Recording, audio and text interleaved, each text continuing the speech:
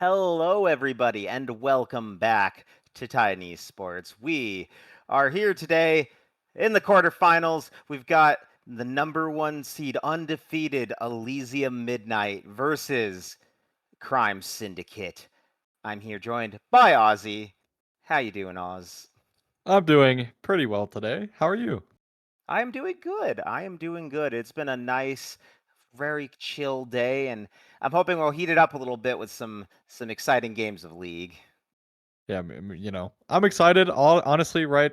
Big story, of course, is Midnight being undefeated. So I feel like kind of when you're in that spot, it's a lot of pressure moving into playoffs because, of course, you just drop a playoff game, you're out. So a lot of pressure riding on Midnight. Obviously, of course, riding on every team in the playoffs.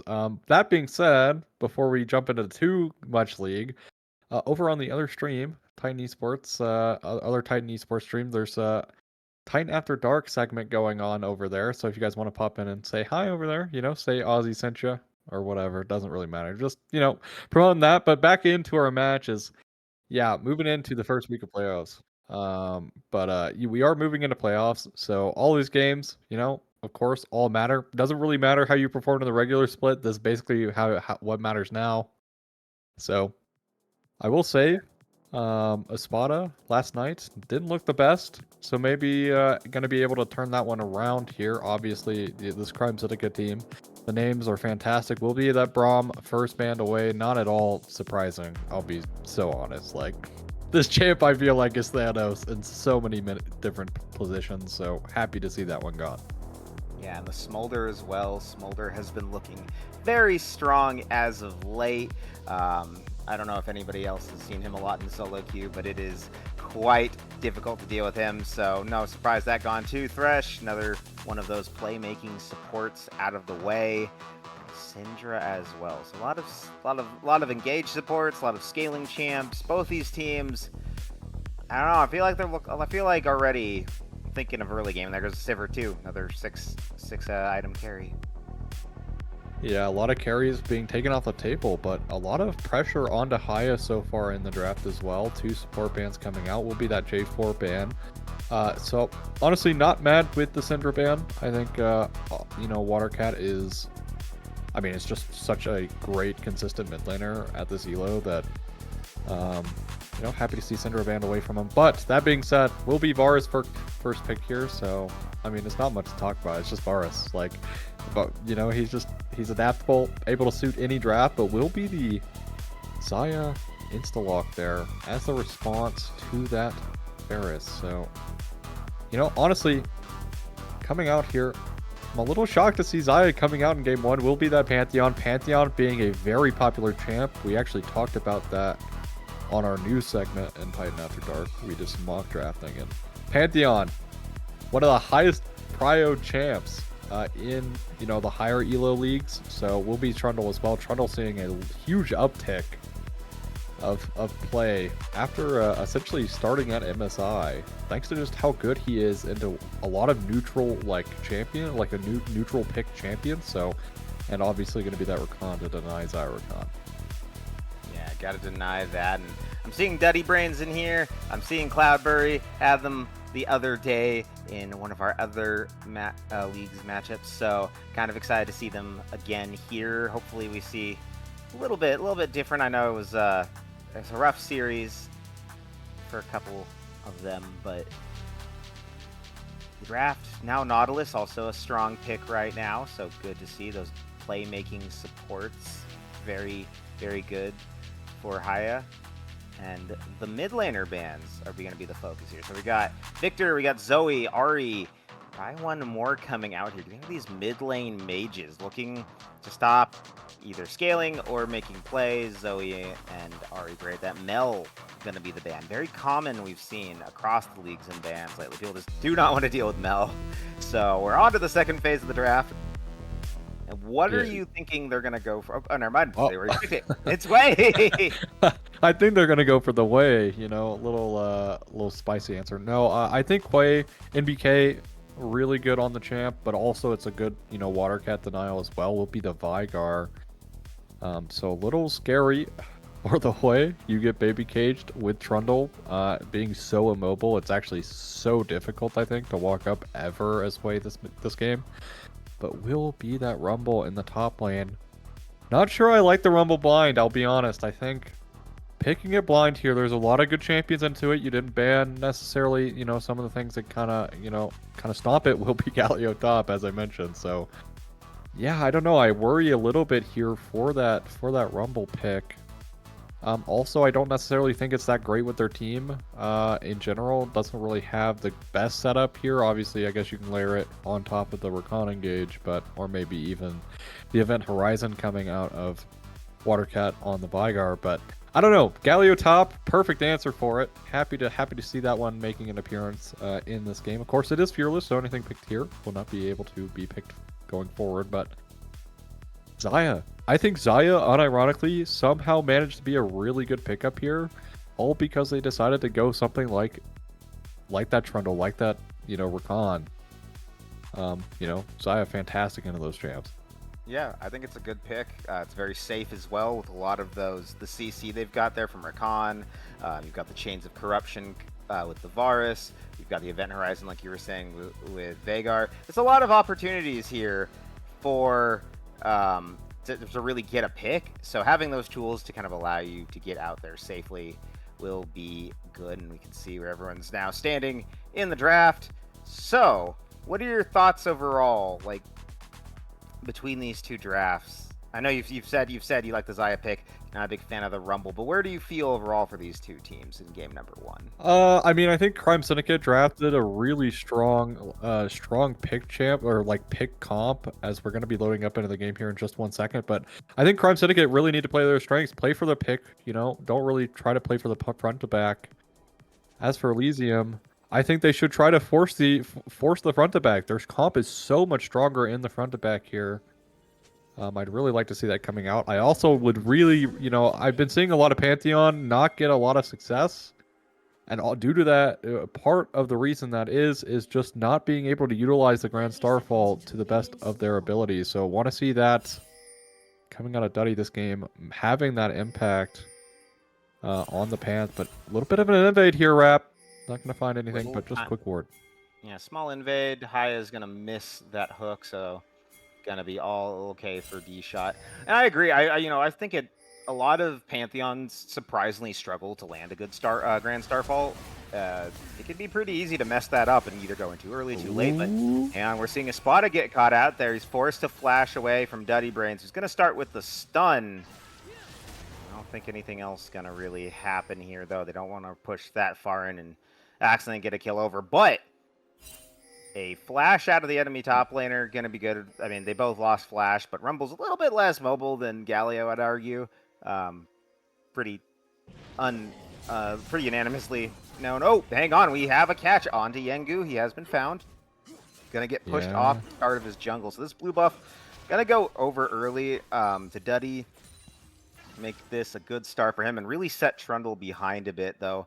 I think he'll be okay starting with his red. Yeah, it should be okay. But actually... getting flashed on and forced to kind of flash his own way out of there, and D-Shot's going to take a couple hits after. But already the Elysium bot lane looking really strong, and I think we got spoiled a little bit there, or... Nah, I think maybe just a bit of a mistake. Maybe thought first blood was coming. But yeah, overall, I will say I think... so far, really strong start out of Elysium. I really like their game plan, Try and catch out, put this Trundle on the back foot.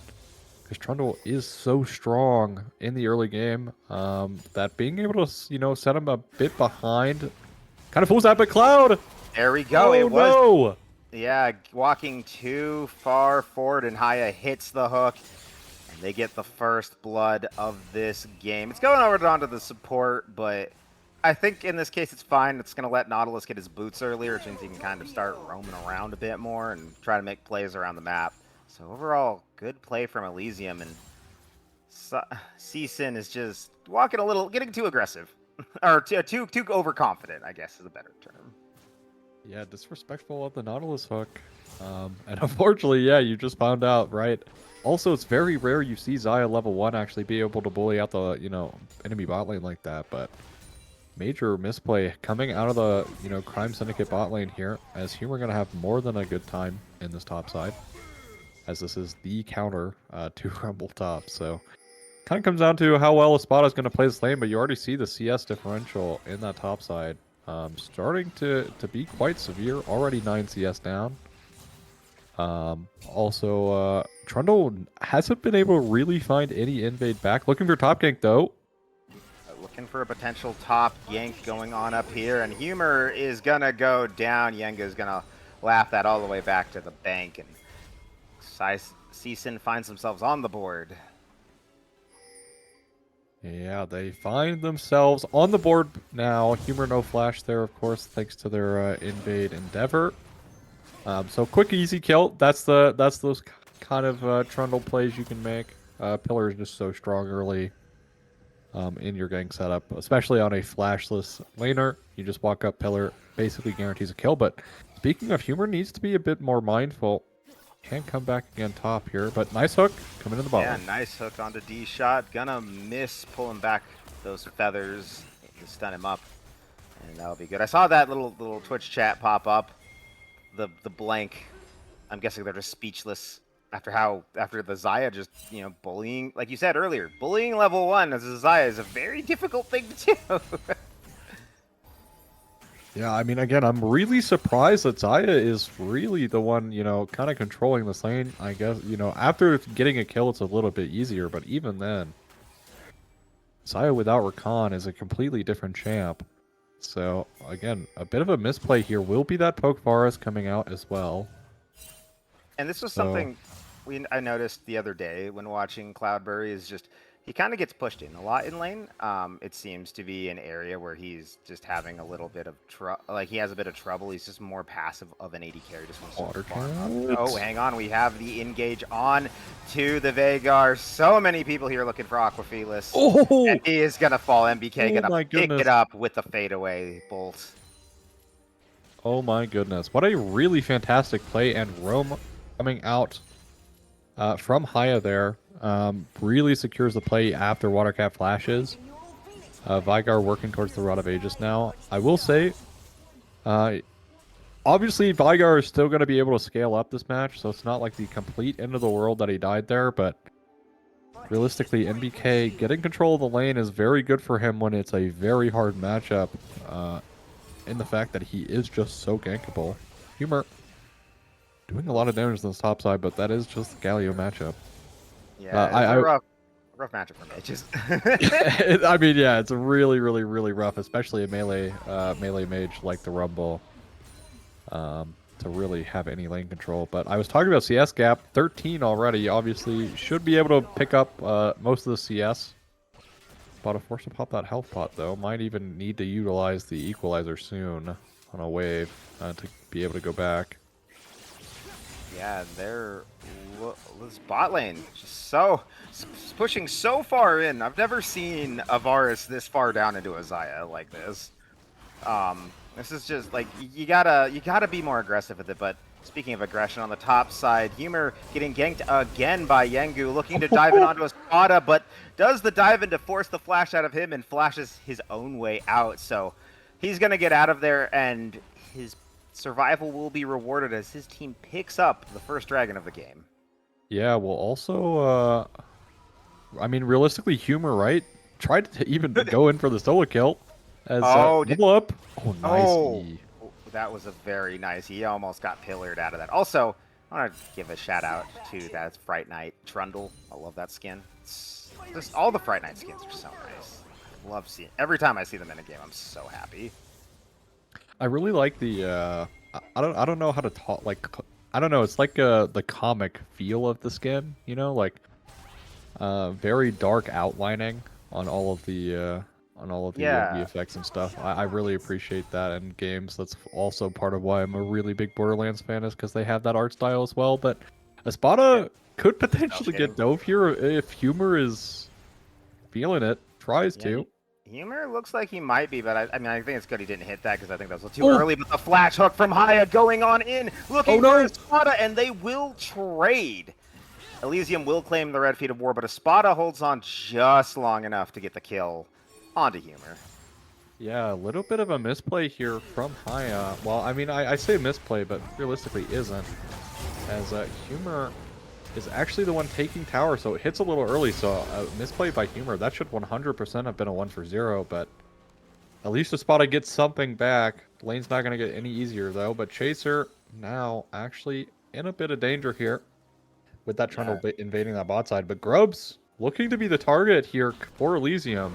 Oh, and Humor's down here too. He's looking for Yengu, finds him in the jungle. The hook from Haya is going to come up just short, but Yengu's going to be forced to flash after he gets exhausted up there. But MBK flashes forward. He's looking for the kill. He gets the ultimate, but it hits D-Shot instead. But the hook from Haya will land the second time, and they will pick up that kill. D-Shot forced to flash out. And I'm honestly surprised that they came down to check it. Was there a word that he was spotted on? I'm not really sure. That was odd. I don't know. I think maybe they kind of just sniffed it out, but Grand Starfall being used early.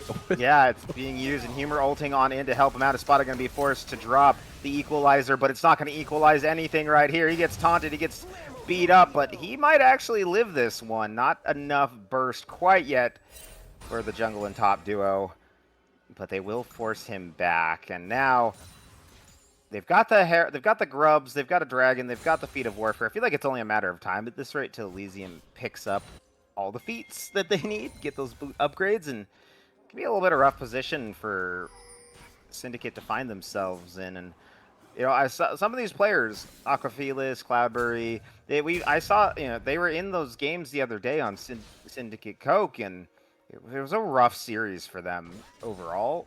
So, you know, a bad start to this one, you know, that could be a big mental boom for them. They gotta, like, the team really needs, I feel, to find something here to keep things under control and not let, like, you know, be a continuation of the other day. Yeah, I agree. I think, you know, being able to bounce back mentally is so challenging, and also, like, when you also lost previously in the week in another league, just doesn't feel great. Humor going to be able to phase rush away, side steps that E coming out of Espada, but still Humor a little bit away right now from being super tanky into the Rumble, so does need to be a bit more mindful of the damage intake. But NBK in a really good spot here. I was going to talk a bit about the poke forest before, you know. I don't necessarily know if this is the right choice. I think someone needs to be able to find a way to kill the Galio. You do have subjugate from Trundle, but I don't know if that's going to be enough. Yeah, it might not be enough for really to get him.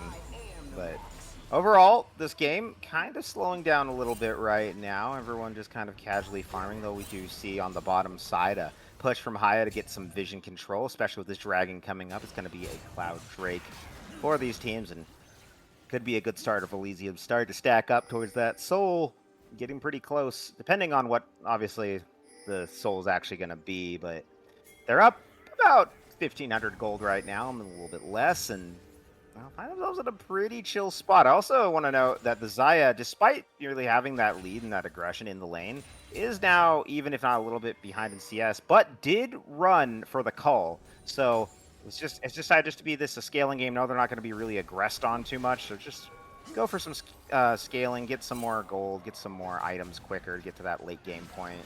I like that. I like that that decision. Go, hey, it's aggressive, but I don't need to be aggressive, and they're not aggressive enough. So let's just make this a farm lane.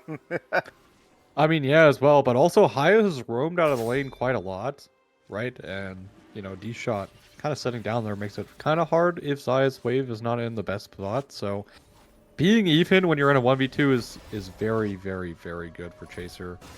Yeah. And having that coal right will also kind of even out any CS gold lost. So should be essentially ahead in gold once this coal is finished, as Humor now has that first item. Spot up. Really nice overheat timing though on the taunt, so able to trade back quite a bit more damage. Yeah, now Yengu's coming up. Humor goes on in. He's going to be forced to flash over the pillar. His Spada flashes over to chase him down. Humor's looking to get out, but Yengu will clean it up. They almost lost both of them going into that turret. Some big chunks right away, but Syndicate finally finds their man in the top, but they think it's going to cost them the dragon in exchange. Yeah, will be that Drake, but at the same time, Trundle picks up another kill. Will help with that CS disparity happening between the two junglers here. Also, Espada struggling less and less, but Grand Starfall on Yengu. They sniff this out again. I think they saw him on the control ward, but yeah, Yengu on the run. Daddy trying to hunt him down. Yengu gonna just run, try to get executed by the turret. Humor is looking, but won't find him. And the damage is not gonna come through, so it will just be an execute. And Yengu at least manages to avoid giving them any kill gold. Yeah, nice execute there from Yengu. Wastes a little bit of Elysium's time there as well. You know, Hui decided to drop about a wave under tower there. Was picked up by Haya, but that is your support, so not necessarily the best player to pick up the wave. But overall, still Elysium doing quite all right. The biggest thing I think for me is, will Watercat be the X factor on the Vigar? Can he have those huge event horizons that we've seen time and time again come out of Vigars as invading, coming out from Elysium in this top side? Yeah, they're going on a second one after that initial beginning of the game invade, and they're just gonna back off. They don't want to really push their luck right now. They want to take this easy. They want to make sure that they remain in control. And I mean, they put on a pretty good show so far in terms of control. Yeah, a couple kills have gone over, but overall, like, this has been a pretty in control game for Elysium. They've had control of all the neutrals. They've had control of the wave states. I feel like this is so far been going to plan for them. And Syndicate, I feel they've got to find somewhere. They've got to start trying to find something to make plays with. I mean, they're already level 6, closing in on level 11 for a couple of them. Some already there. I think this is the time. This is the point to start looking to maybe make some plays around the map. Yeah, I definitely agree with you. Also, to mention here, Ferris finishing up that first item, working towards the Manamune now. So they do have quite a bit of damage here out of Crime Syndicate to like pick off. I think again their comp is really good at securing a pick. A lot of immobility coming out of Elysium this match, so if they can land onto the Xayah or they land onto NBK here on that way, Might just be a free kill, but so far, again, as we stated, the game has slowed down significantly since essentially the early game aggression overall. So, yeah, but that being said, again, one bad part of Crime Syndicate's, draft is this really heavy AP topside really allows this Galio to just buy so much MR. Duddy potentially gonna get trapped here. Yeah, Duddy gonna be forced to flash out after Yengu and D-Shot find him, and now Haya has been kind of caught. He's gonna get flash out over that. The quickening comes through, but D-Shot's not gonna get him before the hook can land. So that is gonna be a down ult for the Recon. I guess that's something to get out of this, you know, having to burn 2 flashes. At least Elysium knows that tool isn't there, and that might be the call for them to start up on this Herald. Oh, and Haya just missed Felix, but he's going to get the follow-up stun right after the ult coming through from the Hui. The Grand Starfall coming through from Duddy's as well. The ult from the Galio. Everyone's joining in on this party. They're looking for a flash there. They do get off Aquafelis, but Humor will manage to land it. They're going to get a hook onto D-Shot, and he's trying to run away. He will just barely get out of that. He's spotted now. Going to drop the equalizer, looking for Haya. The burn from Leandries, I think, will not be enough, so he will walk on out of there too. And it is a 1-0 so far for Elysium, but Spot out Humor just keep the trade going. Okay, they're backing off. Yeah, very elongated fight out there. Honestly, really solid play coming out of Elysium to not bite off more than they can chew. Decent attempt on the equalizer to try and trade back a kill onto Haya, but unfortunately doesn't hit. But the main bit is the depth charge coming out of Haya knocks up Yangu to cancel out the last auto attack needed onto Haya. So Haya saving the depth charge to get him out of dodge, and then also buffering the quickening earlier with the hook as well into the wall, so able to pull himself out of the charm was quite a nice touch as well. So Haya kind of showing off some mechanical prowess on the Nautilus. Don't really get to say that too often, but Drake number 3 spawning in will be this Hectech Soul. Pretty impactful for both squads. Yengu is coming up over here. He's looking to get in position to start it up with the rest of Syndicate, but Elysium is here. The fight already breaking out. Teleport having to come in from Humor to get there in time. D-Shot used Horse, used the quickening. Chains of Corruption come out from Cloudbird as well. Kind of delay. Aquafelis will slay Haya in the process, but a lot of low members for Syndicate. Chaser gonna take out D-Shot there on the bottom. Meanwhile, Trundle and the Vagar will fall. They'll take Quay down with him. MBK gone.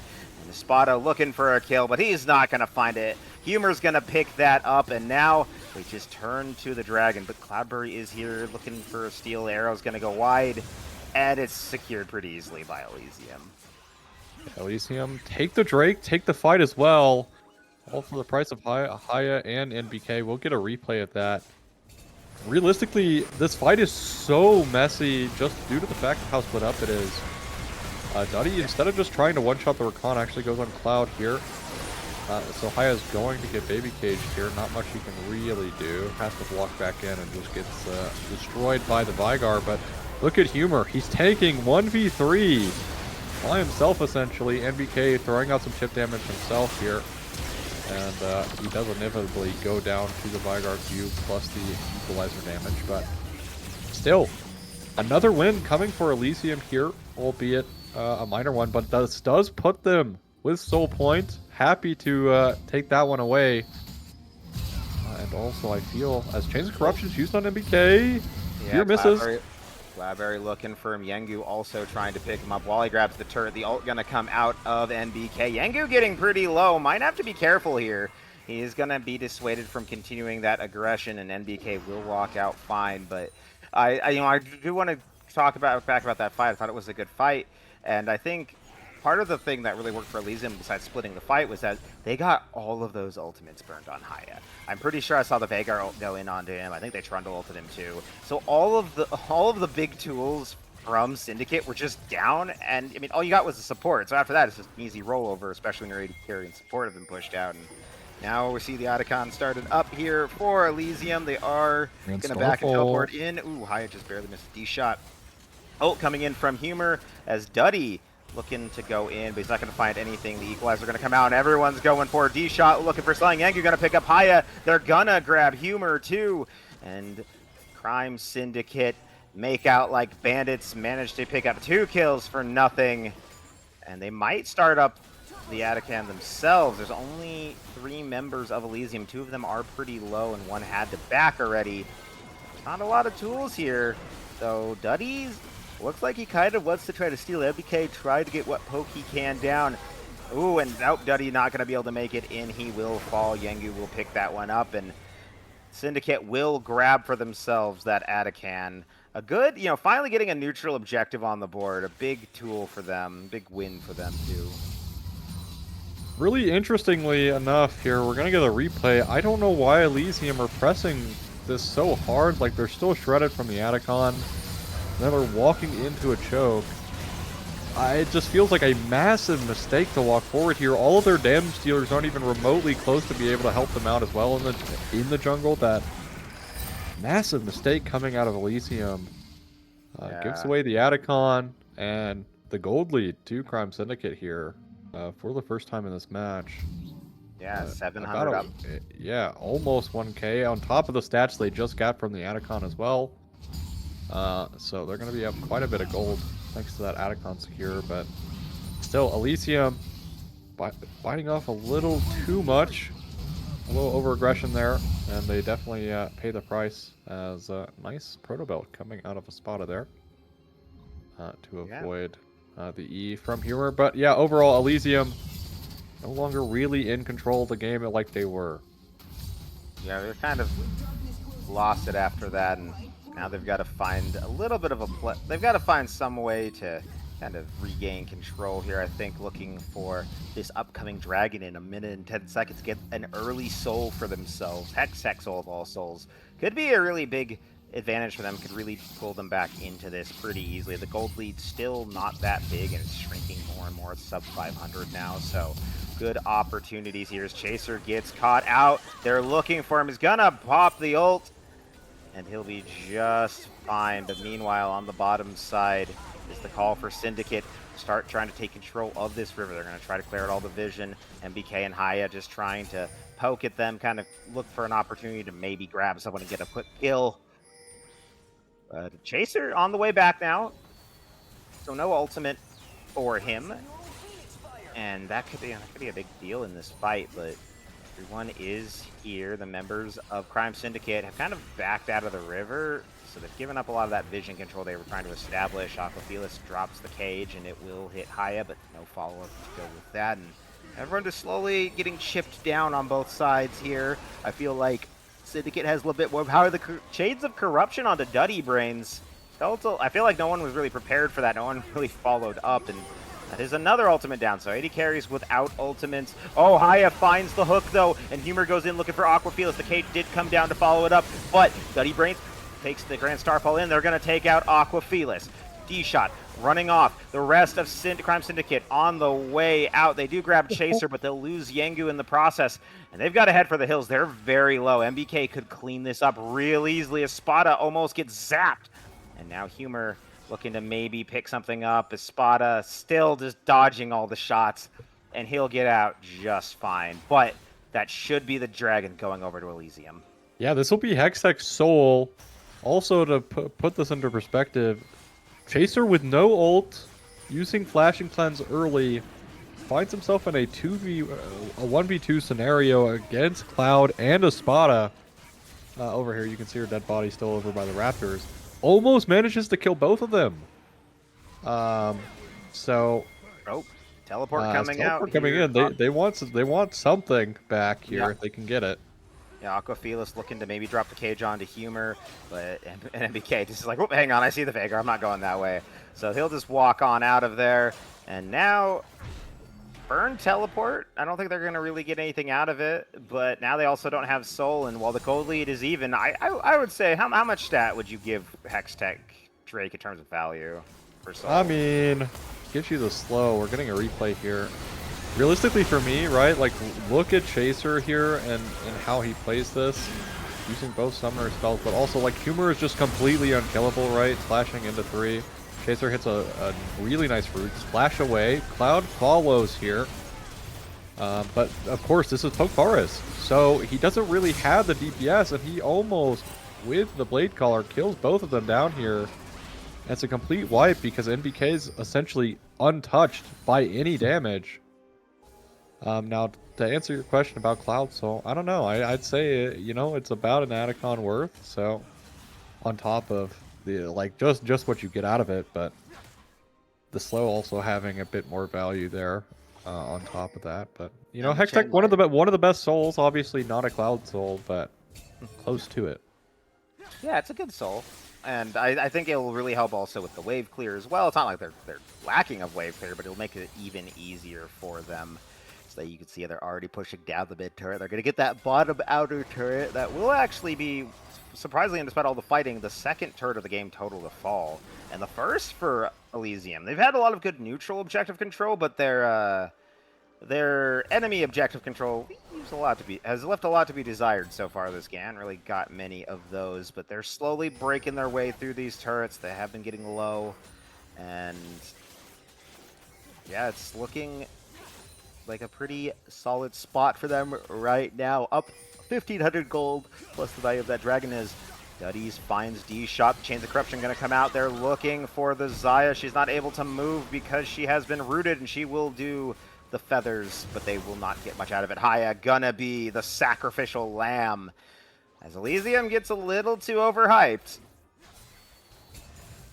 Yeah, unfortunately, again, they over-aggress a little bit here. I mean, a really nice play coming out of Crime Syndicate as well, but they were looking for Chaser. Chaser no sums in that last fight, but guess what? He somehow still manages to slip away with the Feather Storm, able to create so much pressure. Grand Starfall used in the mid lane. Yeah, they're looking for Cloudberry. He's going to be jumped on. Here comes Humor as well. A flash out from D-Shot, a flash out from Cloudberry. Actually, that was a barrier for him to be able to walk out of that one. But they do get out fine. They do get 2 ults out of it, but that's still a rough spot to not have anymore, not have the flash to engage with for your Rakan. They're going to drop the cage, but they will lose the turret. Duddy goes in onto D-Shot. D-Shot just going to jump away, though. The Chains of Corruption come out. They're going to go wide, so at least they get an ult back. They do have the turret. And I feel like this is going to be a call soon to get that top and go for Baron. That's what I feel like the next real big play is for them. Yeah, I feel like probably going for Baron here. You have teleport on both your Galio and Hwei, so maybe even attempting to pull members down to defend their bot tier 2 as well could be an option, as that's very low as well. Thanks for the triple grubs coming out of, you know, earlier from Elysium, but I do agree. I think Baron is in the cards. Now, the one thing that's really scary about taking souls early is Elder being in the wings. That's spawning in 1 minute and 50 as well. So I will say, perhaps a little scary for Elysium here if they have a messy fight. Because if they can't secure that Elder, or let's say, I don't know, Yangu gets a really nice steal on the Elder, the fight can go their way. They still have quite a bit of damage, right? You know, Watercat's sitting on 3 items now. The Varus sitting on 3 items as well. I mean, honestly, everyone who needs to be sitting on 3 items is sitting on 3 items, so this window at this Elder could potentially be a way in for Crime Syndicate that Elysium do need to be aware of. Yeah, gotta be careful not giving the Elder over. Seen a lot of teams, not even just this season, but overall, have, you know, you give up Elder and that can change the entire dynamic of a game. A team could be down 10k, but if they steal Elder, they could completely win a fight. So Elysium needs to be cautious, needs to remain calm and in control for the next about minute and a half until they really can secure that. Maybe if they can find an easy pick without the Grand Starfall, something they can just hit with the hook with Haya. But speaking of Haya, he's forced to flash out. The Equalizer was used to try to catch him, so that will not be available in this fight for the Elder Dragon. Syndicate.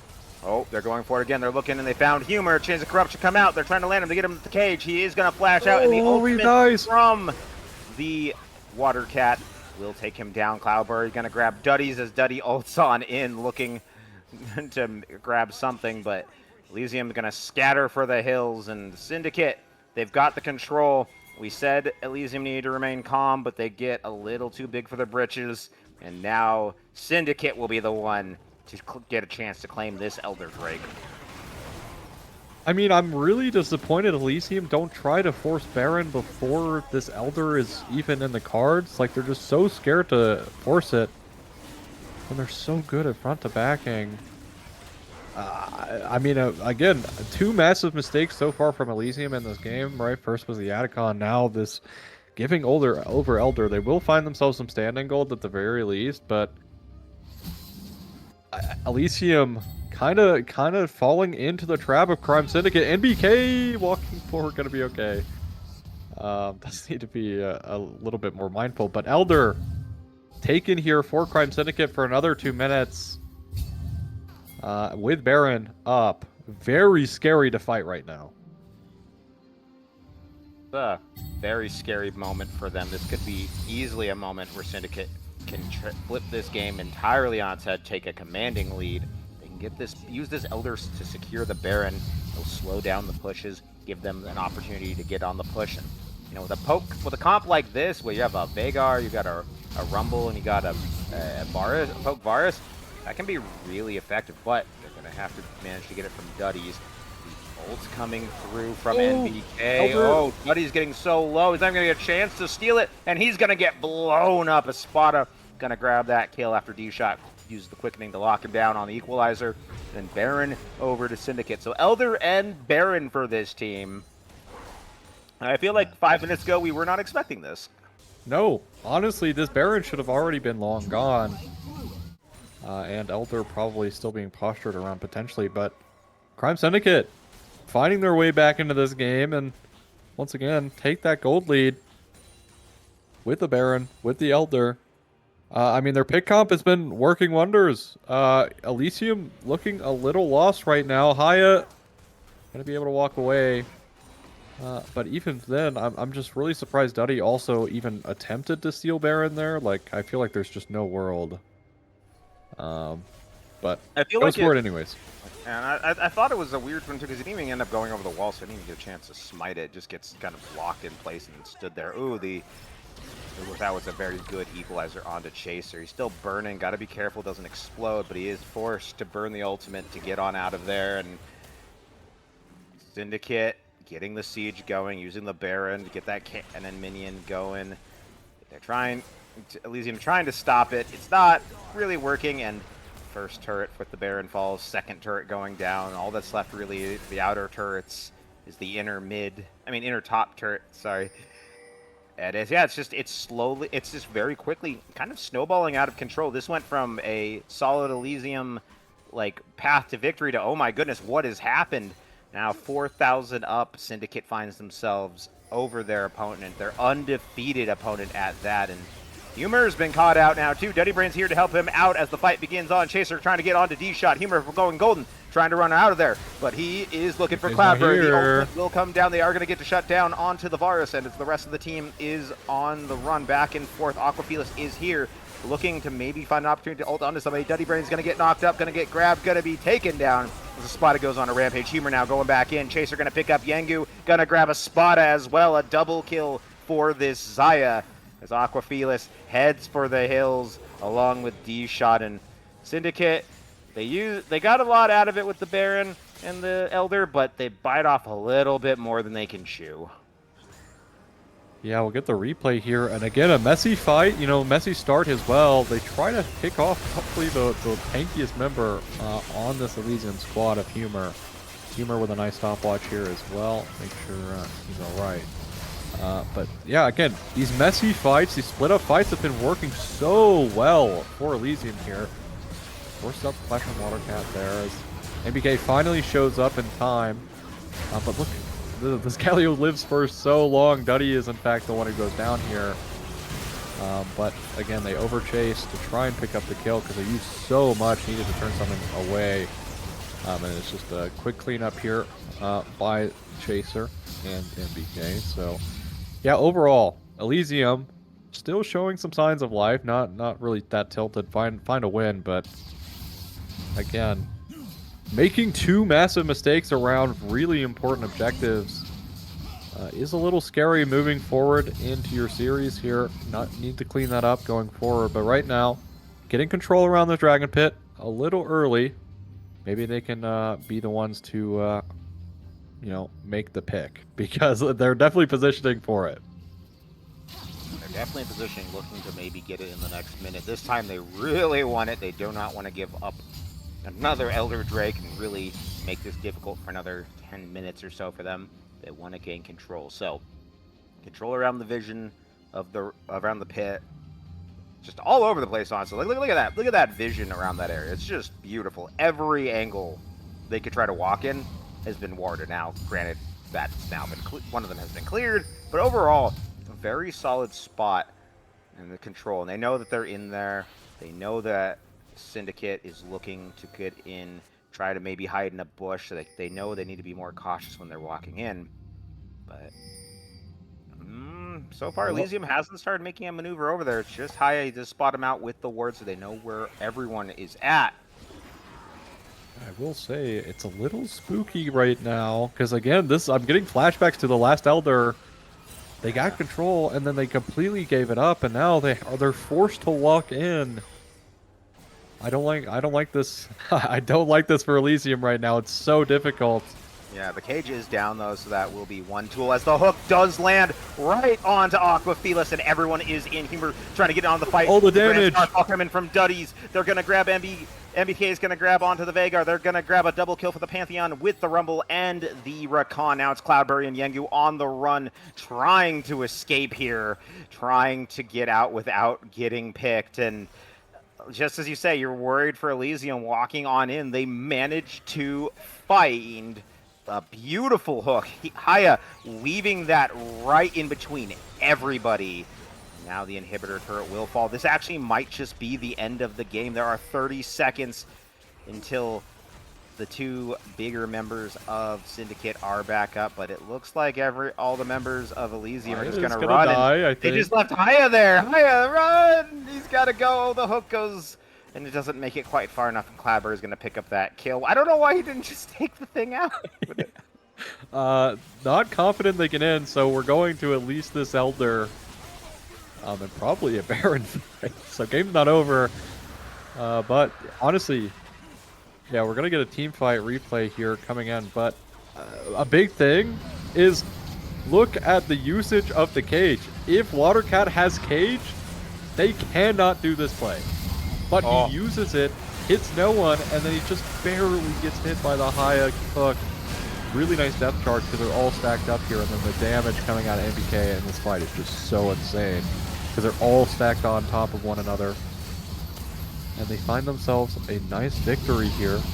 Bounce back, but Baron going away. So, you know, we had the classic Baron for Elder trade, able to stall out that Elder potentially. That is going to be Crime Sen, able to pick that one up. Watercat slays the Baron, and yeah. Yeah, that's a trade if there ever was one. They aren't probably going to be able to end it because of that. Too many minions in the base, but they might be able to grab this outer top turret, the last one up still for Crime Syndicate. No one really doing much. Both of them have the outer top as their last outer turret. The inner top is their last outer turret. So the siege is on. The cage has been dropped onto Humor. Great Starfall. They're going to grab go on a rampage. They're going to grab a double kill onto the Trundle as well, as Cloudberry is forced to run, almost gets blown up himself, and Syndicate not respecting that Elder, not realizing you can just get blown up. It is an execute. You probably shouldn't stand that far up against that many engagers. And now the top inhibitor turret is down. The top inhibitor will probably fall as well. The cage coming through onto Haya. The chains of corruption are going to land. They're going to hit onto Chaser. No follow-up there. Oh, the snipe, though, from Clabber. Grabs and takes out Haya. Humor getting low is going to have to run as well. And I think Crime Syndicate has managed to stop the siege, but their base is kind of in tatters at this point. I mean, it's a really interesting choice to defend your top T2 against an Elder team. I don't usually recommend it, especially at 40 minutes. It's just a top T2. It's literally not the end of the world, but yeah, as you were saying, their base is now in tatters here.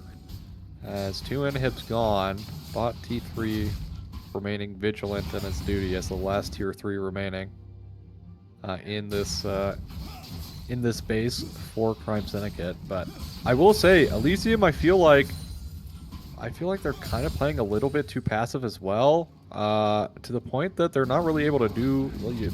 Honestly, I thought they could have ended as soon as they won the team fight, but then opt to go for that Elder. Get a little too scared and walked away to the Elder, and then they lose Baron, so they're stalled out even more here.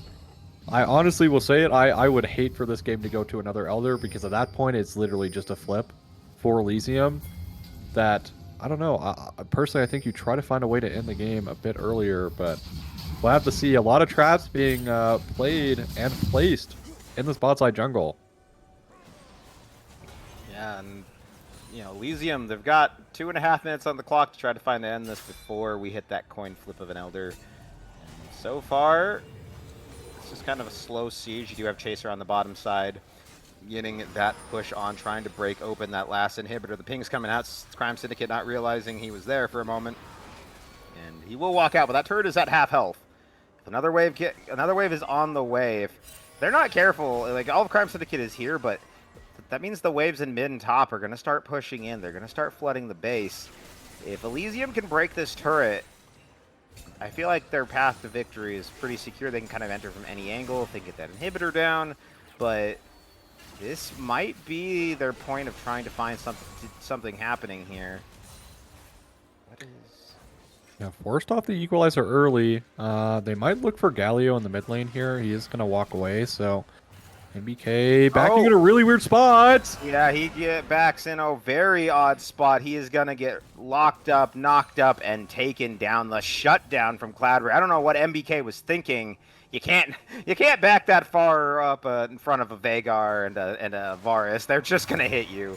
Oh, he wasn't even backing. He was just kind of walking through it, but gets a little bit out of position. He does get shut down there, so... Elysium, a minute and 14 until this Elder. They will have their mid laner back up in time, but until then, this is Crime Syndicate's map to control and gain vision around. They didn't clear out all the vision around the Dragon Pit, but they've cleared out none of it. So they cleared out a little bit. The bit of it that was kind of their path through the Raptors to get there. So they do have at least an entrance in. And now it's just about gaining control, gaining the vision. You've got 45 seconds on the board. This is the time to really prep for this Elder. Rumble forced to go respond as Humor is pushing the top side with those super minions. You can't just let those sit there, else they'll push all the way through. Espada does have teleport though, so potential for him to get into this fight, but I feel like Galio will get there much quicker with the ultimate. Just a little bit of wave control in the mid lane, everyone trying to get the push on this, trying to gain priority. Cloudberry arrow not gonna hit onto anybody, but it will take out the minions, and yeah, now it's gonna be Elysium with the inside track this time, but can they secure a second? Can they get the best 2 out of 3? Can they win this best of 3 on the Elder Drakes? Humor getting a little bit of poke out there. The dragon is going to be started up. Elysium is right on it.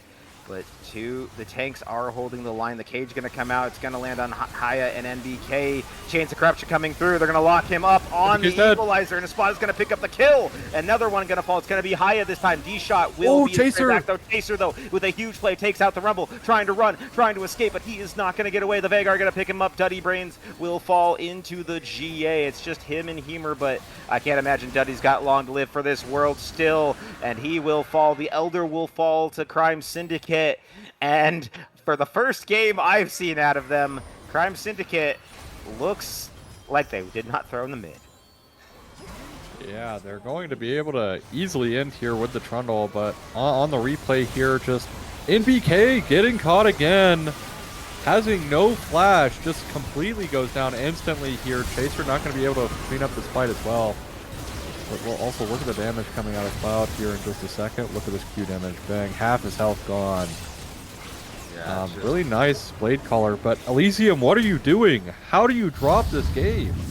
Like, I just can't fathom that we're dropping this game off of just some absurd mistakes here coming out.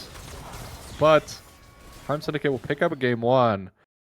Might be a bit criminal that they even picked that one up, as we're even getting the wrong victory screen here, as Elysium did not win game one.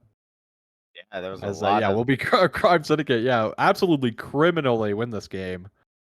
But they held on, found their moments, and fought back. I mean, honestly, that's a well-earned victory for Crime Syndicate. But Elysium, I don't know how. I have no clue how you're dropping that game.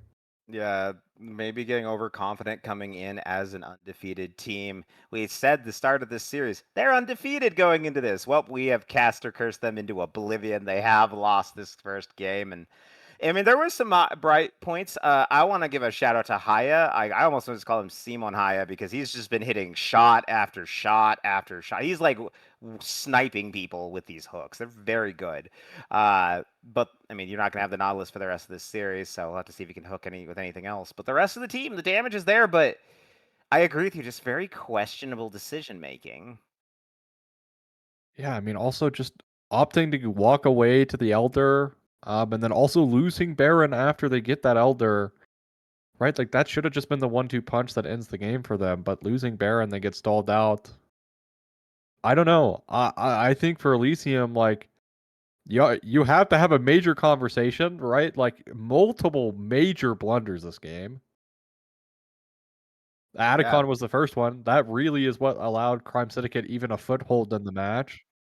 And then obviously, right, like then we had we had them getting caught before the Elder, which gave the first Elder away to Crime Syndicate. I don't know, yeah. Elysium just again back to the drawing board, but I think for us we're gonna take us a quick break. Stay tuned for game number two. As yeah, this is game one. I'm sure the series is gonna be a banger.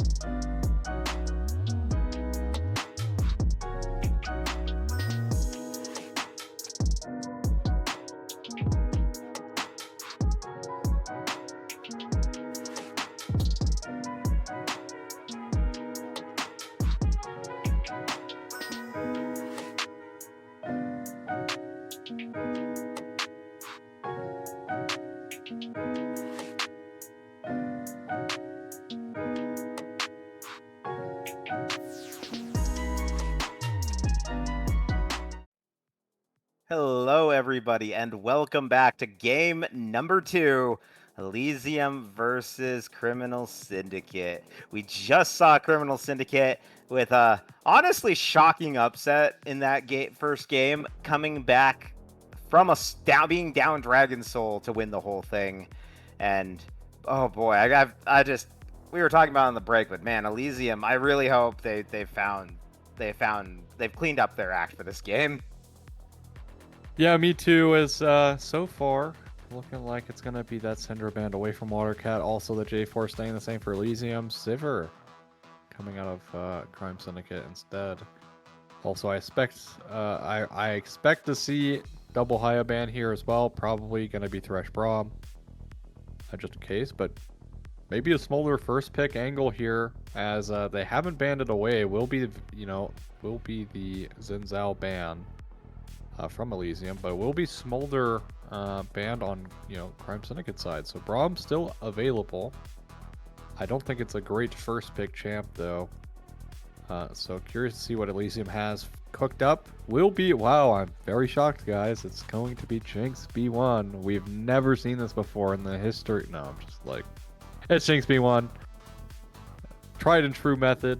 Just play front to back, protect the Jinx, but will be the Braum denial. Coming out from Crime Syndicate here. Yeah.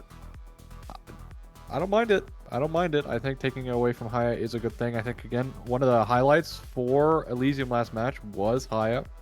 Able to really, get their team ahead overall.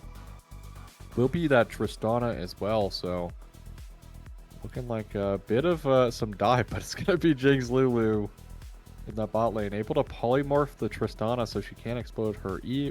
That explosive charge going to be pretty impactful, I'd imagine. Yeah. As will be Sejuani as well. No Trundle available since it was picked last game, so doesn't need to worry about that. Overall, though, I still worry a little bit here for Elysium. Because, after last game, for me, mental would probably be shot after that. Because, again, that was a game you were meant to win. Will be that Mel ban again. So, really, no one wanting to play against Mel. NBK and Watercat both very proficient on the champ. More than happy to pick that up. Will be Victor locked in for Watercat this game. So, curious to see what Elysium's answer is going to be into it. Might be that Ahri ban again. Nope, will be the Orianna ban instead. So, Ahri is available. Yeah, I was gonna say I thought Orianna might be the pick option here, but never that gone. That's out the window. Would have been a really good angle for that. I've got to think that they've got something a little DC heavy here, or something that kind of lines up well. Lissandra might be a good angle here. Good lockdown with that. The Vi gonna come out for Cloud Syndicate for their jungler. Vi, good spot right now, I'd say. I like seeing a fun Vi. I wish it was Vi support, but that's just me. As a Vi support connoisseur, it's going to be the Renekton top here for Elysium. So just your standard top laner. Pretty good into most matchups. Going to really stat check Espada. And the Morgana. Okay, Morgana mid. Wasn't what I was expecting. Yeah, I mean, it's good. I mean, it's quite good into Vi, because you just, black shielded off. But realistically, is this really what we're chancing our mid lane on? I mean, I guess it's not the end of the world. Renekton and the Gnar is a bit annoying, I would say, but should be all right. That being said, I like Crime Syndicate's comp a bit better here. This Elysium comp is putting every egg into the Chaser basket. Yeah, It is Chaser wins us the game or we lose. That's it. Yeah, that's a lot of. This is a very classic style comp in that regard. I don't know. The Morgue feels like it's gonna lose pretty bad to the Victor. Like, yeah, you've got Black Shield, but I feel like Victor's just gonna break through that pretty easily. You don't really have the pressure on him in the lane. He's gonna just scale better. I don't know. I feel, at least looking at these drafts as a whole, I like Cloud Syndicates more. I think there are more tools in it. And if things go wrong, say Cloudberry gets behind in the bottom lane, that's okay. Watercat or Espada can, kind of pick up the slack. Where on Elysium, it's Chaser or nothing. Like, there is no other hope for this unless Chaser pops off. So they have to be giving it, funneling all the gold into him, getting all those leads, looking for ganks. And I think that's a pretty clear sign to Syndicate. Duddy's going to be spending a lot of time down there. Yeah, as well. I mean, also another kind of mismatch here is you drafted Sejuani with just the Renekton melee. Honestly, I wouldn't have minded seeing a Sylas mid here potentially come out for NBK, but it is a little hard, especially with the knowledge that it is the Vi mid, or the Vi jungle, excuse me. So you'd have to play against Vi Victor as Sylas. Doesn't sound that fun, but I don't know. For me, I'm just worried that, again, we have seen problems in these kind of comps where if you put all of your eggs into one basket, once that player dies at all, the game is essentially over because you can get no control back in the match because, again, that's the one person you have on your team who can carry you. I mean, Huber can carry this game if Huber's super fed, plays a Gnar lane really well, but is that really happening at this level? Probably not. You have the Braum to defend into the Renekton as well. Like, you have so much damage coming out into the Renekton. Even maybe a tank top laner would have been great, I feel like, for Elysium if you were gonna commit to the Jinx all in. I think maybe some added frontline because you do have that Lulu in support might have been a bit better, but I'm just a little concerned for Elysium's comp here because, again, if Jinx does find a way to die this game, it's really difficult as we are going into the game now of game 2, between Elysium and Crime Syndicate. Of course, I'm Ozzy, joined by Rap Terror here, but yeah, I don't know. I'm a little worried for Elysium's comp. Ozzy, I think I realize now what your voice reminds me of. It's like we were talking before the broadcast. It's NPR. It gives me that nice, like, warm NPR vibe. a little off topic, but I wanted to bring that up because it just clicked in my head, and if I didn't say it now, I'd forget it later. But back onto the game we're in. Yeah. I think that it's a very risky composition for Elysium, and yeah, I'm a little worried. We'll have to see if they can perform here. This game is kind of a slow start. Everyone just doing a very classic start of farming. Everyone just chilling. No crazy plays to start it out, which is probably for the best for both teams.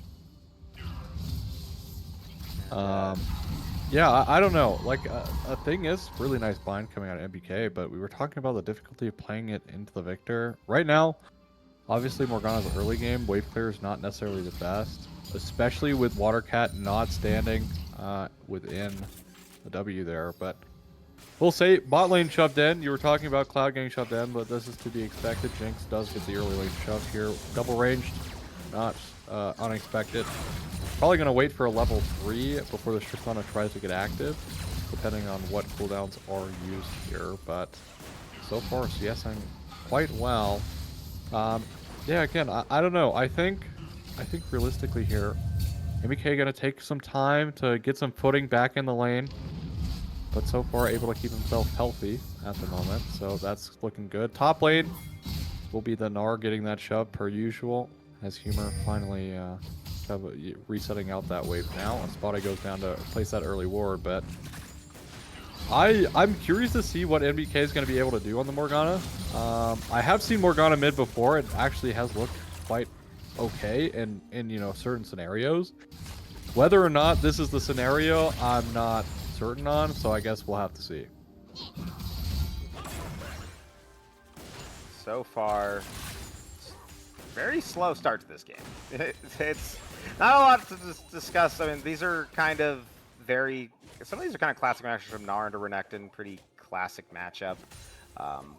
This kind of Gnar fully poke it out. Renekton looking for opportunities to go in and maybe trade him down, trade with him, but you know, then Gnar does that. He just bounce over. Good visual demonstration there. Is mid lane.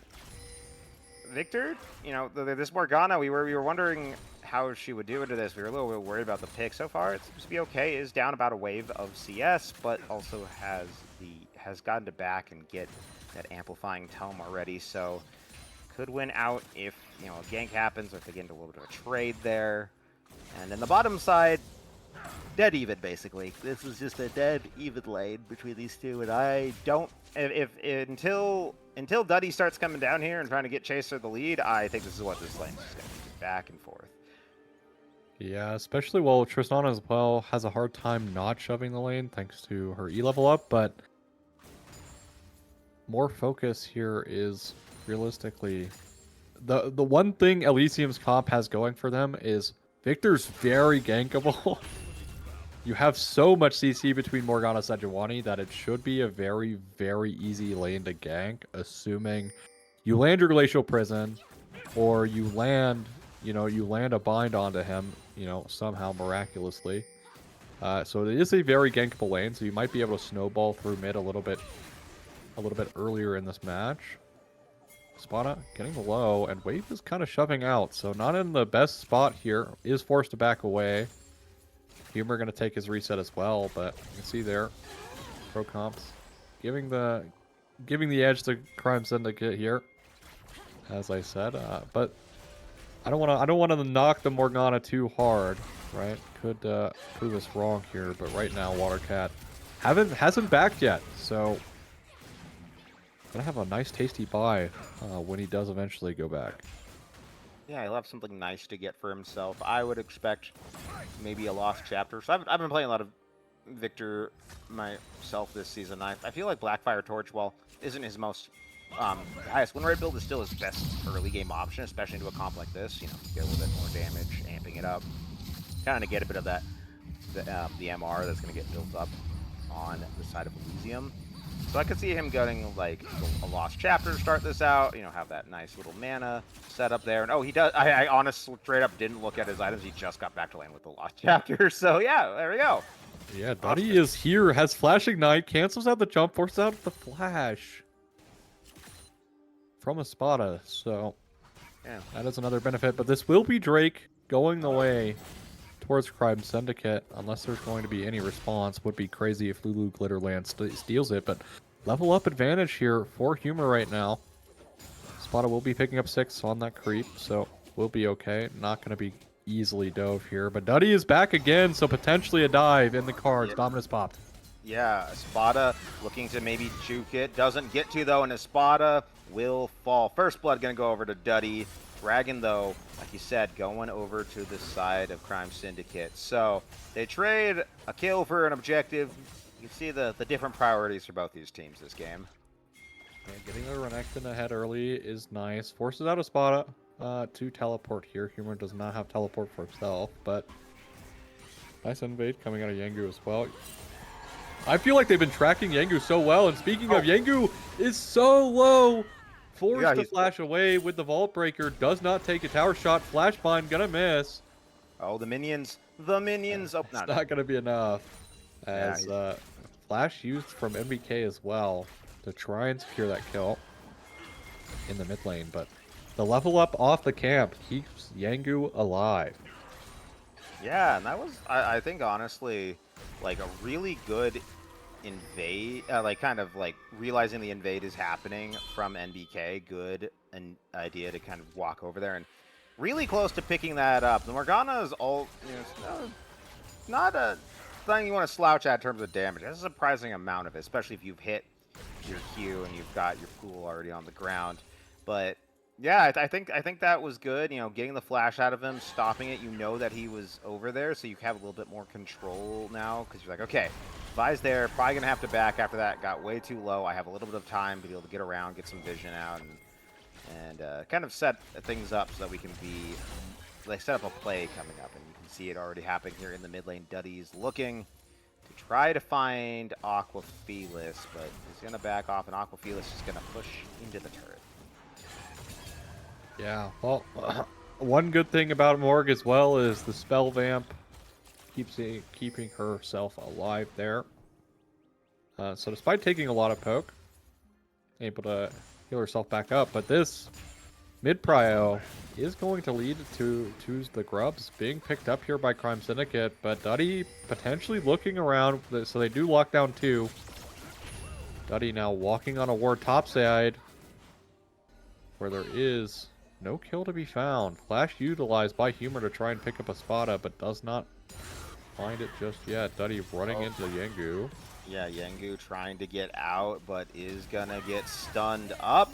But in the bush, can Humor get there in time to follow up? Gonna get the stun to Yengu. Yengu will fall. Humor will pick him up, and oh, Espada goes Mega Gnar, but isn't able to land a stun to lock anybody under the turret. So Duddy and Humor are gonna get out of that one pretty easy, and Yengu can't really, when you're that close to Renekton, you probably shouldn't try to fight the Sejuani. Yeah, so really nice CC layering here from Duddy. Will utilize the Glacial Prison, and Humor just barely getting into range here to secure this kill. Espada also not turning Mega fast enough. Also a bit unfortunate there. As so far, right now, Watercat is up in XP right now. So on that mid lane. No, quite a bit. For that. Yeah, also, well, up 24 CS is actually quite important. Yeah, that's the rough part of Morgana. Outside of your pool, which is just going to shove the wave, you don't really have a lot of tools to help with farming otherwise. So either farm it all or you farm one with autos. That's really your only option there is Humor and Espada just kind of trade back and forth.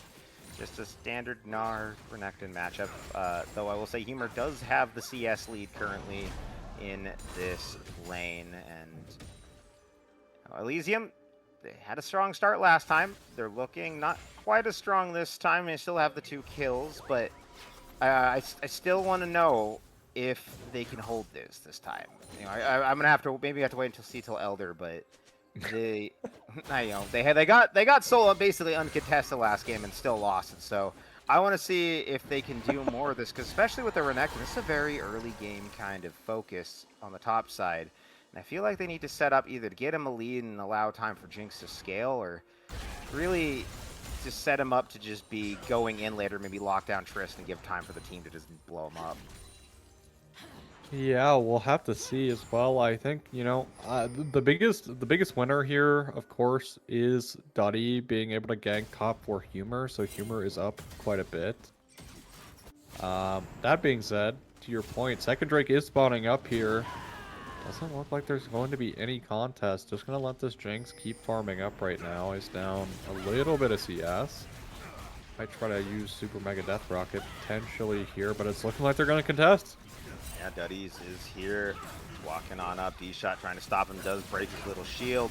And now Duddy's going in. They managed to find the Trist. Now, that was Victor that they found there. So Victor is going to fall. And the rest of Syndicate runs for the hills. They got the dragon.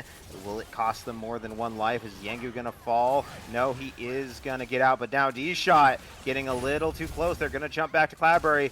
Duddy's flashes forward, but gets blasted back by Tristana and will fall as well. And now the Trist has been caught under the turret, and Duddy's going to pick that one up too.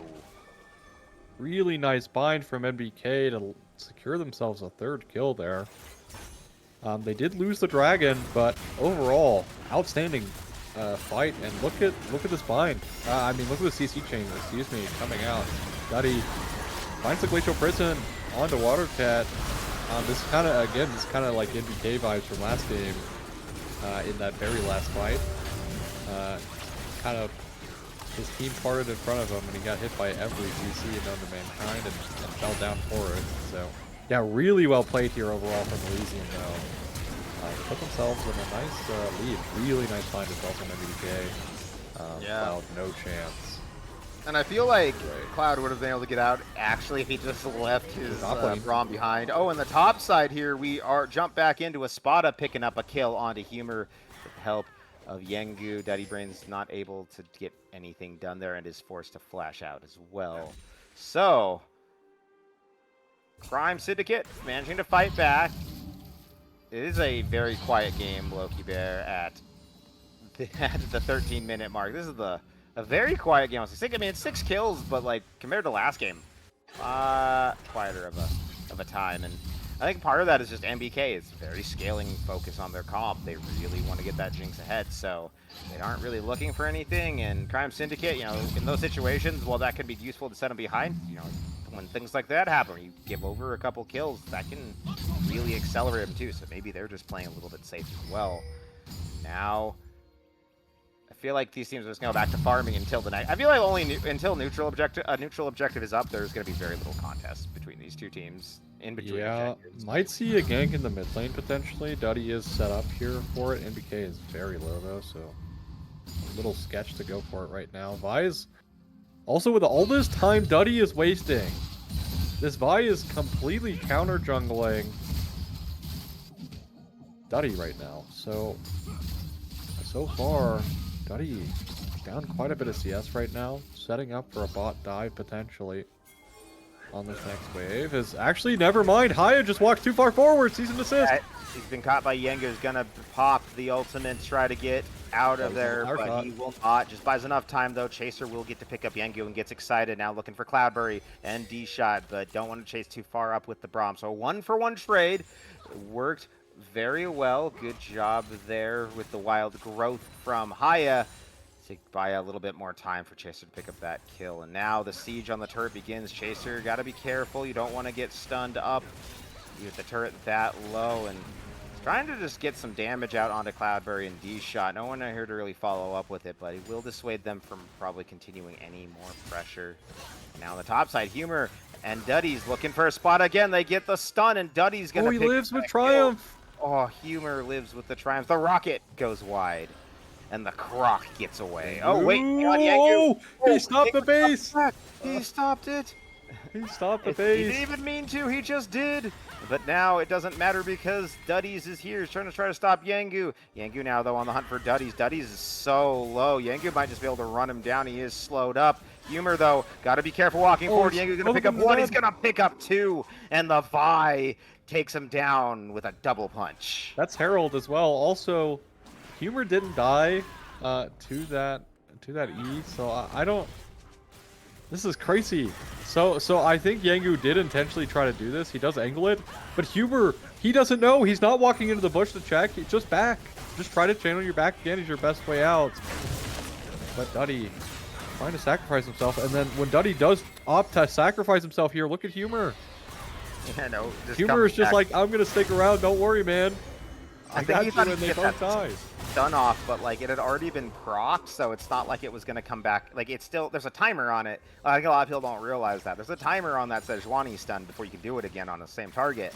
So it wasn't back up yet, so it's not like you were going to get the stun out, and or that Yengu was even low enough. So it just all goes to hell in a handbasket for them. Now, just like last game, Elysium getting a little too excited. Starts letting Crime Syndicate back into this game. I've been talking so much about the previous series that these guys played this week, but it's feeling like it's the reverse of what happened in that series for Crime Syndicate this time. Instead of having the early lead and throwing it, their opponents are getting it and throwing it back to them as D-Shot is forced to flash out, trying to dodge away from Duddy's. Dragon is going to be up. This could be Elysium's first of the game. Yengu is going to clear the blue buff, though, and then come on down. And the members of Elysium, they do see Aquafelis. The ult from Duddy's goes, but it will go wide because Aqua's going to flash out. Lasers coming through. They are still looking for him. The flash forward from NBK to land the root. The rocket going to come out of the Jinx, too. And that's going to take them down. The Arcane Storm will not finish anyone off. But meanwhile, We do see the members of Crime Syndicate pushing down on the mid lane, trying to break through here. They are going to take that turret. Now the members of Elysium are on the hunt. Duddy's looking for Yangu. Espada has to go into the Herald to try to run away, but now it's going to be the Vi and D-Shot heading for the hill. The Herald just comes charging through very casually. I actually think he knocked up everyone along his route, and that actually may have been what gave them enough time to get out of the CC and get away. So big brain play from Crime Syndicate to escape. Good on Espada, helping his Tomies out with the Herald. But it will be the Dragon going over to Elysium, unless Espada has the opportunity here. Yangu and the team are around. Oh, they nice cancel. They want to try this. The ult from the Meganar is not going to find anyone, and Humor is going to pick him up. Aquafelis at full health. He has Respawn, but he isn't going to be able to do anything here. Just going to get some laser blast down. MBK going to miss that stun, but will secure the Dragon. Yeah, I mean, they do find a mid-tier 1, or, you know, Crime Syndicate are able to find that mid-tier 1, but again, I felt like they were out, and then they overstayed. Like, I don't know, like, just take the loss of the Drake, you know, it happens. But so far, Duddy playing this one really excellently. 3-1-5 on that Sejuani, and NBK also on this Morgana, unsung hero a little bit here. Back to PPs, but yeah, look. Watercat walks up with no flash. She was forced to burn flash. NBK with a flash, like, fine here. And it's just a free kill. Free kill on Watercat. Thanks to the pull there on the ground. Does more damage the lower you are. So able to pick up that kill quick and easy. Opens up the game a lot here for Elysium. Jinx 2-0-3 as well. Was so much, like, you know, meatball to protect her as well. Being able to utilize Black Shield is also going to be a factor later in the game. But at the same time, right, like, Watercat just walks forward and gets caught, and, you know, we were talking about both these teams kind of with a proclivity of throwing back and forth. And right there, Crime Syndicate, right as they start, you know, they started making some decent plays around the map. Throw it right back over to Elysium. Say, hey, we want you guys back in the lead. Yeah, but it's still a smaller lead. It's only 1,000 gold right now, so it's basically that pickaxe in Chaser's inventory, and that's about it. So that's at least good for them, knowing that, you know, if they've at least managed to narrow the gap a bit, if they are aware of it, just how close it is. But yeah, gotta be careful. Don't want to give those dragons over to Elysium. It is gonna be Hex Soul. Wait, sorry, is it Hex Soul? Yeah, Hex Soul. Yeah, it's Hex Soul another time, so 2 in a row so far. Yeah, you saw how powerful it was for them last game. You don't want to give it over to Elysium, especially with a Renekton and all those stuns and slows they've got. Just make it that much easier for them to run you down. Although in the mid lane, Cloudberry just slowly farming up here. The Tristana getting close to online. Needs probably 2 more items and will be like needs the full IE and probably, I don't know, Hurricane or Rapid Fire. Humor is, I think, for sure dead here. I think so too. You've got Yenju here, you've got Espada. He's going to use the Meganar ultimate, knock him up, stun him up, beat him up, and down he goes. Espada gonna pick up that kill. It's 3 members of Elysium rotate up. They are not gonna go for the Atacan. It is an Atacant moment right now. They're just gonna walk down towards mid, try to help out their little AD carry in the mid laner, buy a little bit more space, but Elysium's members are backing up, so still nothing for anyone to contest right now, except that Atacan. Yeah, thankfully, the death in the top lane doesn't lead to an Atacant. I will force out teleport from NBK to come catch this in the top side. Jinx, I think, backed for IE gold, so should have the IE as soon as we come up to the items right here. Like, for sure should have IE at this point. Yep, does indeed. So does the Tristana. So basically, both AD carries even items here. Will be the Zonya's second coming out for the Morgana. Can't say I'm shocked. Can't say I'm shocked.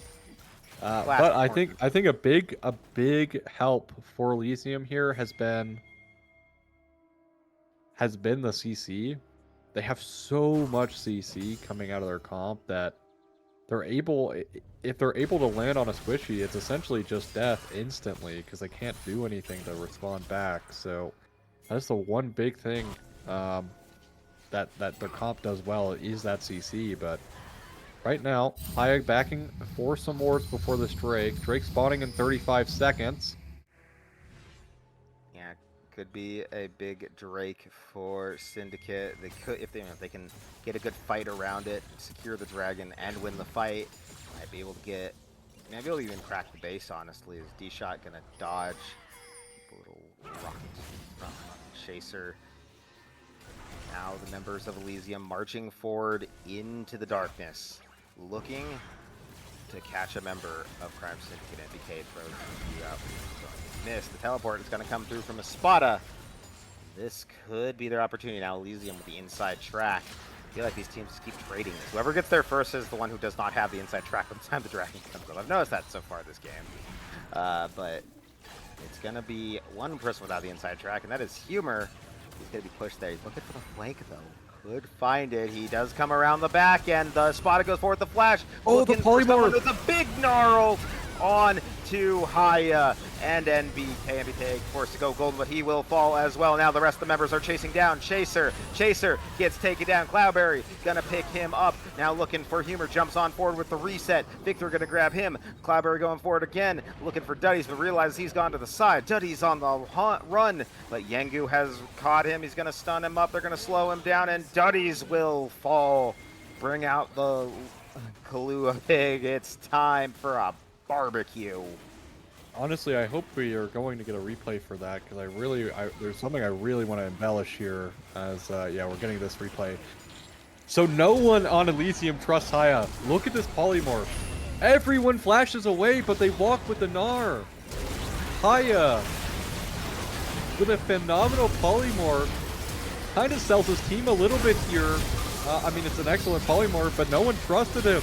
Prevented Espada from getting the ult he was looking for, and then it's a complete wash because, I mean, again, Jinx at the moment is kind of their only way to really win these kind of like long drawn out fights unless they're like hard focusing one target at a time with their CC, but when they're split up like this, it completely falls apart.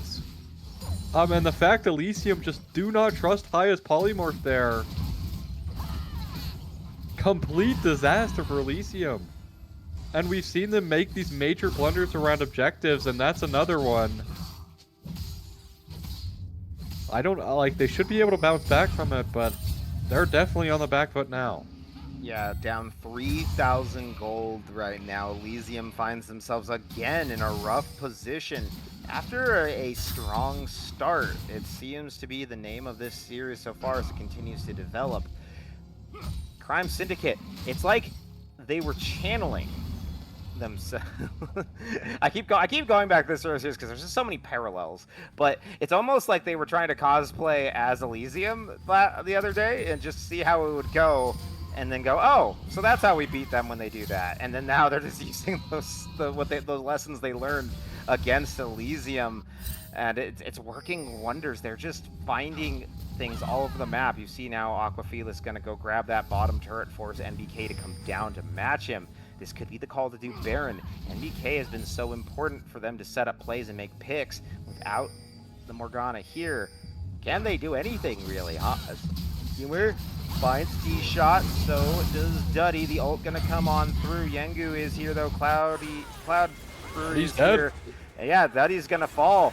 It's gonna be Humor on the run. The TP out from NBK. Now looking for Espada. The route onto Aquafelis as well, but oh, Haya been found by Aquafelis, but so has Chaser found him. The rocket gonna come out. It's not gonna pick him up quite yet, though. Haya just getting so low. He's gonna get blown up, and this is the upgraded Victor ult, but it will not last long enough. So will fall, but they will grab the support and the jungler for nothing. This is probably going to be the call for Baron. Oh, no, water cat! Oh, he's been shut down. Jinx is going to get excited. Chaser on the run. Yengu trying to get away. Going to get shut down as well. This could be a disaster. The Jinx is online. A triple kill for Chaser. Hunting now for a Quadra, for a possible Penta, as D-Shot hits the Atacon.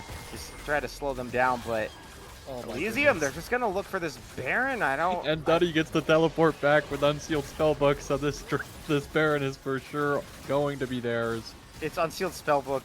Says I didn't even notice. Dear goodness. Yeah, Okay. so able to come back. This should also be Atacon potentially here if they want it. They are going to start heading that way. Oh man, I feel like I'm just watching a game of football, American football that is, with all the throwing going back and forth. But realistically, like Crime Syndicate, they get a win, and then Watercat gets caught by NBK. This is exactly what happened at the single Drake Elysium has. Is it started off great for Crime Syndicate, and then Watercat gets caught.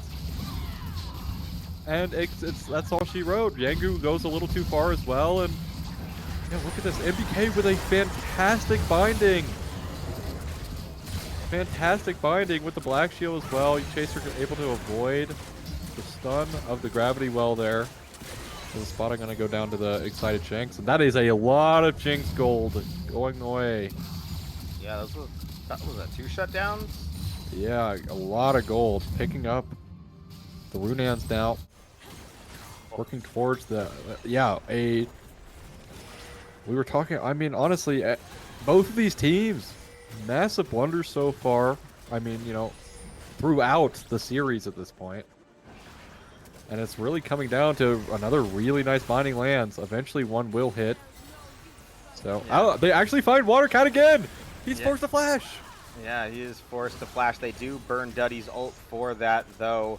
So no Sejuani ult here. Aquafelis on the backside. Here comes the Spada too. He's dropping the ultimate. The flash ult in from D-Shot as well. They're looking to see if they can pick anyone up, but Aquafelis is going to get taken down. Chaser going to go Excited. Morgana will fall as well, but now Yenju is down. The Jinx with a double kill. So very energized right now. Going to throw the ultimate, but it's only going to just tickle Cloudberry and Elysium. They're knocking on the doors of the Nexus. This is going to be it, more than likely. They're going to try to end the game right here, but Cloudberry, if he has anything to say, will not allow it. The huge ultimate coming out from a Spada, but I don't think it's going to be enough. Oh, it might actually be. They get 2, they get 3 for Cloudberry. Looking for Chaser. Can he finish him? He does. They trade, though, a Quadra for the Crime Syndicate AD carry, but Chaser will get a double at the end, a Quadra overall in the extended fight.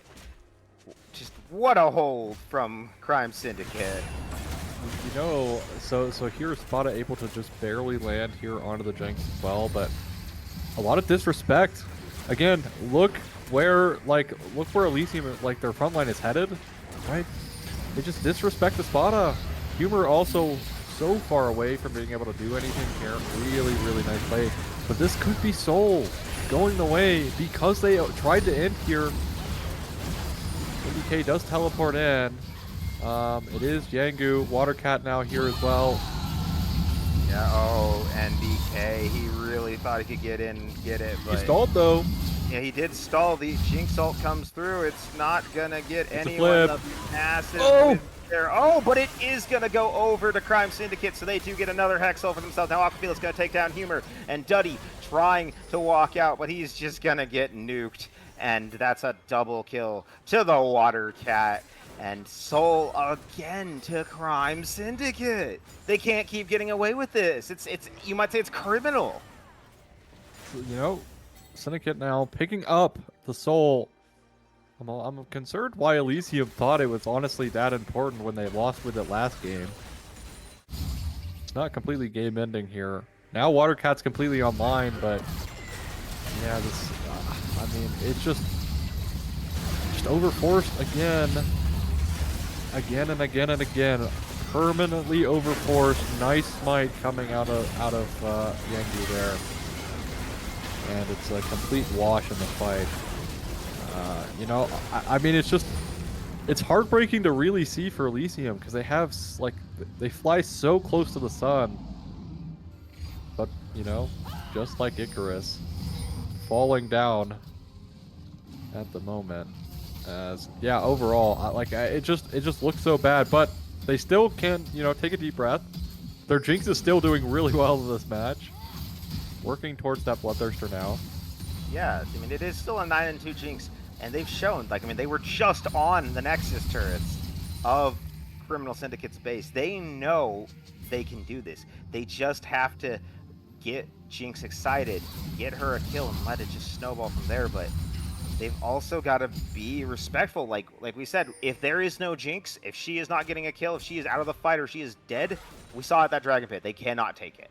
They cannot fight this Criminal Syndicate composition. There's just too many damage options, and the longer this game goes on, the closer this Tristana and Victor get to full build, the less and less like the harder this becomes for Chaser to carry it all, and they're trying to push down the middle lane, trying to see if they can maybe siege into the base, getting prepped with the Baron coming up in just 20 seconds, see if they can get a big minion wave in, escorted. Duddies goes forward, looking real. He Water does cat. land it on Aqua Felis. He's gonna get rooted up, knocked up, but T-Shot is there to protect him. Aqua Felis trying to run away. MBK gonna pick it up and shut him down, but will trade his life. Gengu gonna grab one kill. Oh! This is ult's grabbing more. It's growing and growing, and it takes everything. Aqua Felis from the grave manages to help the team secure the ace, and you've got to think this has to be the game. Yeah, 40 seconds. I mean, it's gonna be close here. The thing is realistically, this flank from Yangu is really, really, really nice. Nice Glacial Fissure coming out as well from V-Shot. But spotted with another engage, pushes MBK away. But Chaser just getting free hit by Cloud here the entire time, just gets 2-shot essentially. And yeah, a complete disaster as, yeah, this will be the game. Crime Syndicate gonna pick up a second one here. In reality, a little bit closer of a game, but still. Crime Syndicate come away with another game. This one definitely deserved for sure. The blueprint of catching out Watercat has been working for Elysium overall, though, so maybe something Crime Syndicate need to figure out is Watercat getting caught multiple times this last game, but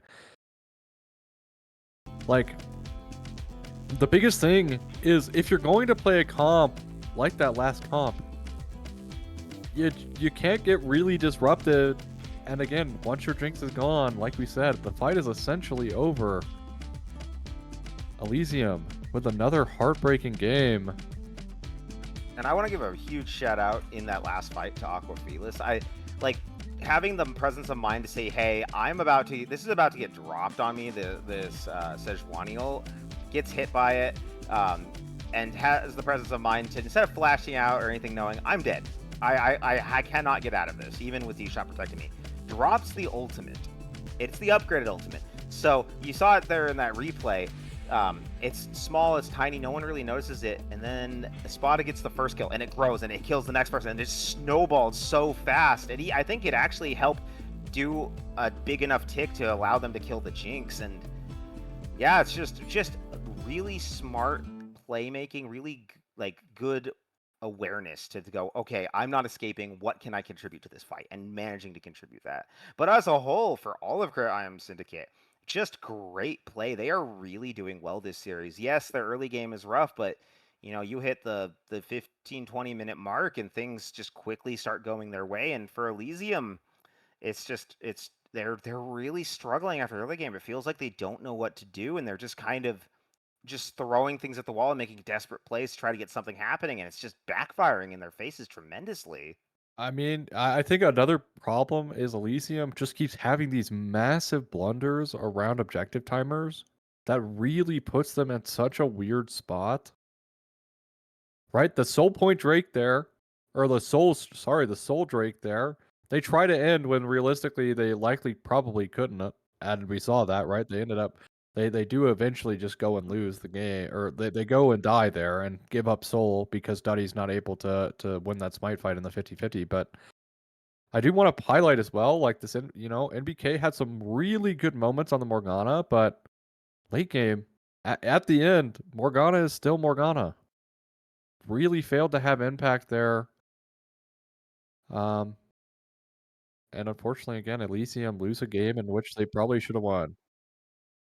Yeah, we'll have to see if they can bounce back, if they can reverse sweep their way through this. We haven't seen a team do it yet, but there's a potential for them to be the first this season. And or is it going to go the other way? Is this going to be the upset of the playoffs so far? And will Crime Syndicate take down the undefeated Elysium? Don't go anywhere. We'll be right back.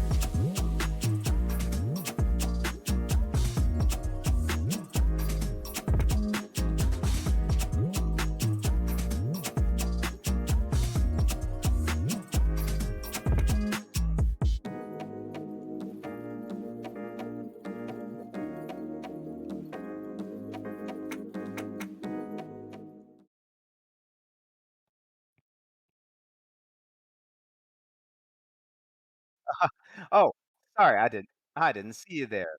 Welcome back, everybody, to our wonderful series between Elysium and Criminal Syndicate here in the Olympic League. It's a 2-0 right now. Sorry, that's why I'm like just kind of stuttering. I'm still in shock. It's 2-0 for Criminal Syndicate right now against a team that has come into this undefeated. It's just wild.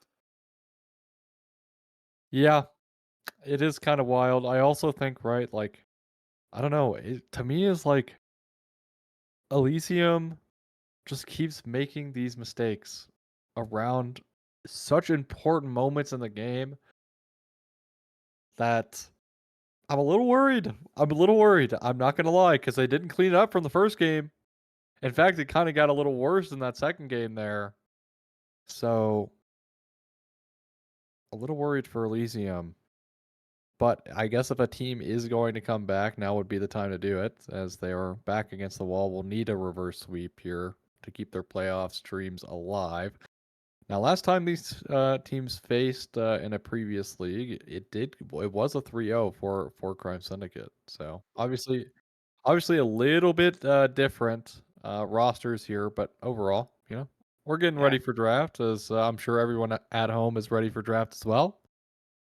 As yeah, I'm just a little shocked here at the performances so far. So Elysium lost the first game, swapped over, lost the second game, and decided to swap again. yeah. They're gonna go back to red side there with a silver band started all out. I'm expecting a smolder band from Elysium, as neither side seems to really want to allow that to be open for a first pick. It's gonna be the Syndra still. So a lot of the same bands throughout this series. Just picks no one wants to see. They want to see the Thresh, especially with how good I felt like D Shot was doing on the, or actually, no, how Haya was doing on the Nautilus. I could see why they don't want that there. As the Smolder Band does come through. No smoldering today, folks, none at all. And it's going to be a Mel Band this time for Criminal Syndicate. They're going to be the ones to throw that up. And on the other side, Elysium, what was that last one? Oh, it's going to be Jinjiao. Okay. So first pick on the board for Criminal Syndicate.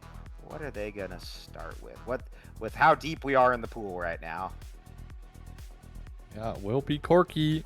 Honestly, I expected this to come through. It's flexible between Watercat and Cloud, so not too shocked to see a B1 Corky here.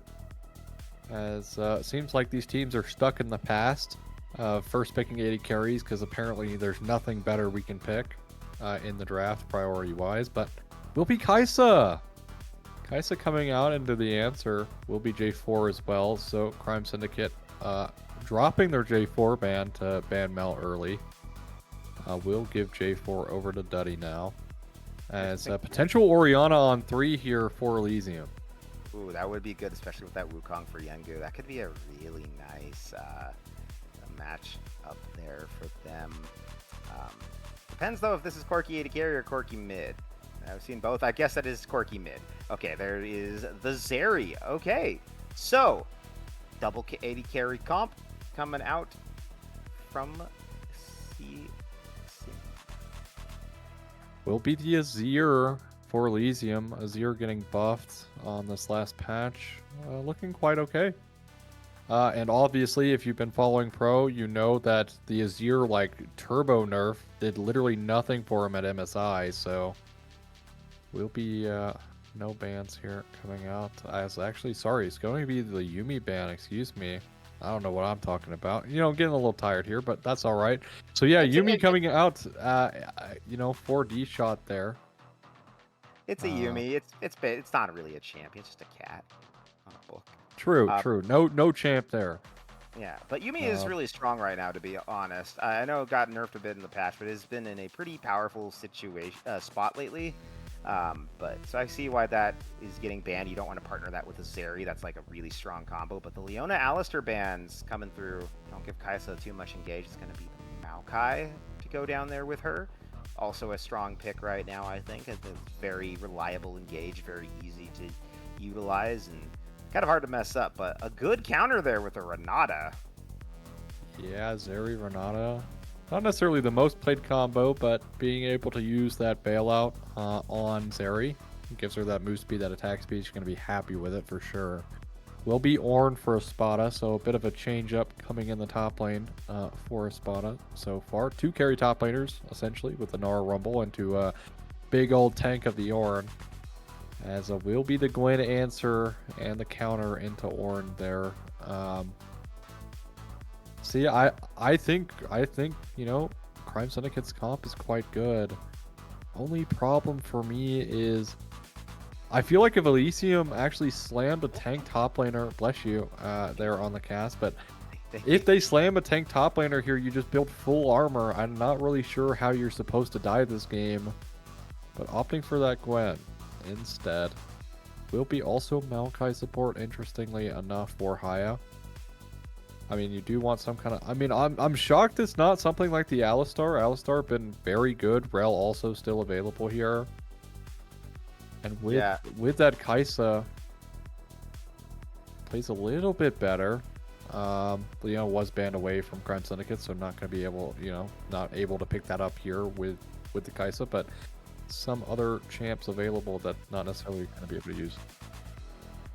Alrighty, well, we'll have to see if Elysium can make the comeback, start their path on the reverse sweep here, or if Criminal Syndicate is going to get yet another 3-0 over the most dominant team in this league. We'll have to find out as we get underway onto the Rift. Game number 3. This could be our last game of the day if this ends in a 3-0. So to see how this plays out. But I actually like Season's comp. I think Syndicate has drafted something very good, especially later in the game with the Ornn. Ooh, it is the fun Kaisa skin. I have that skin. It's a good skin.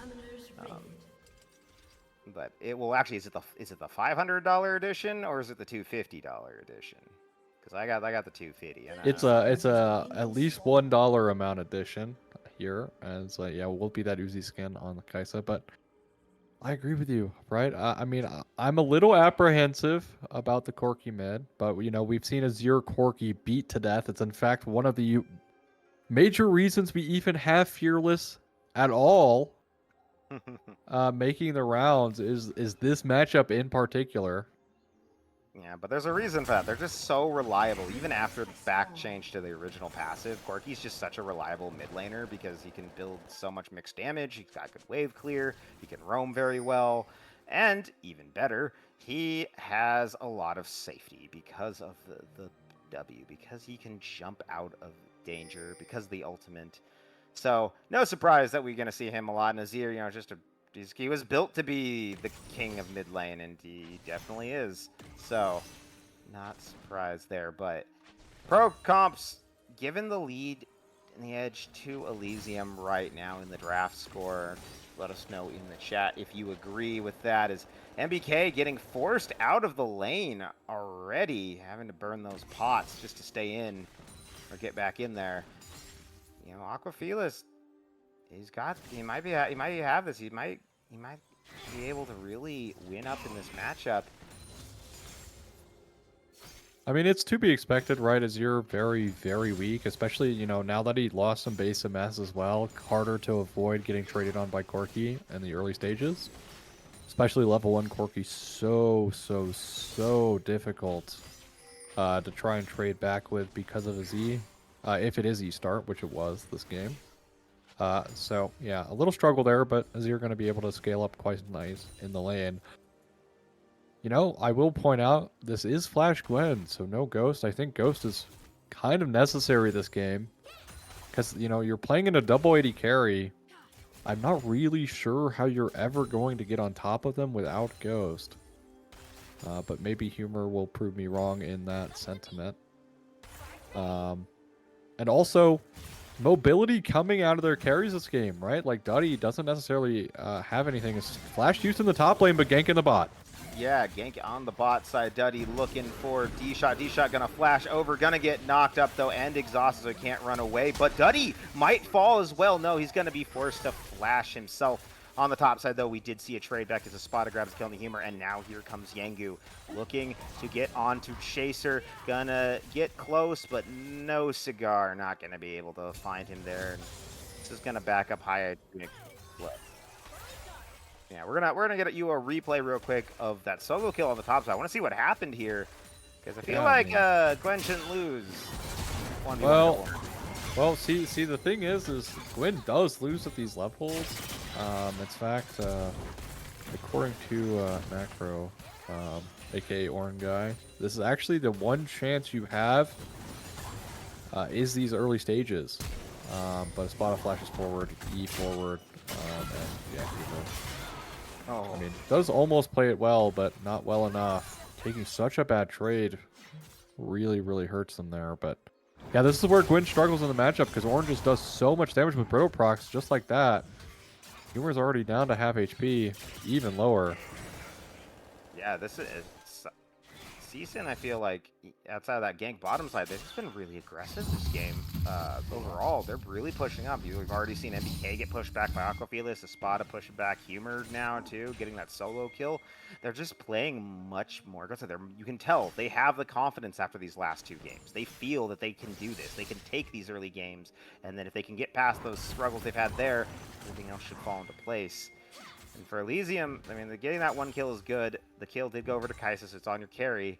But well, it's got to be frustrating to see that your top laner is struggling like this. Is Humor going to get hit with the Brittle Proc again? Spada not going to chase him under the turret. I think he was hoping for the flash. Yeah, definitely needs to be careful.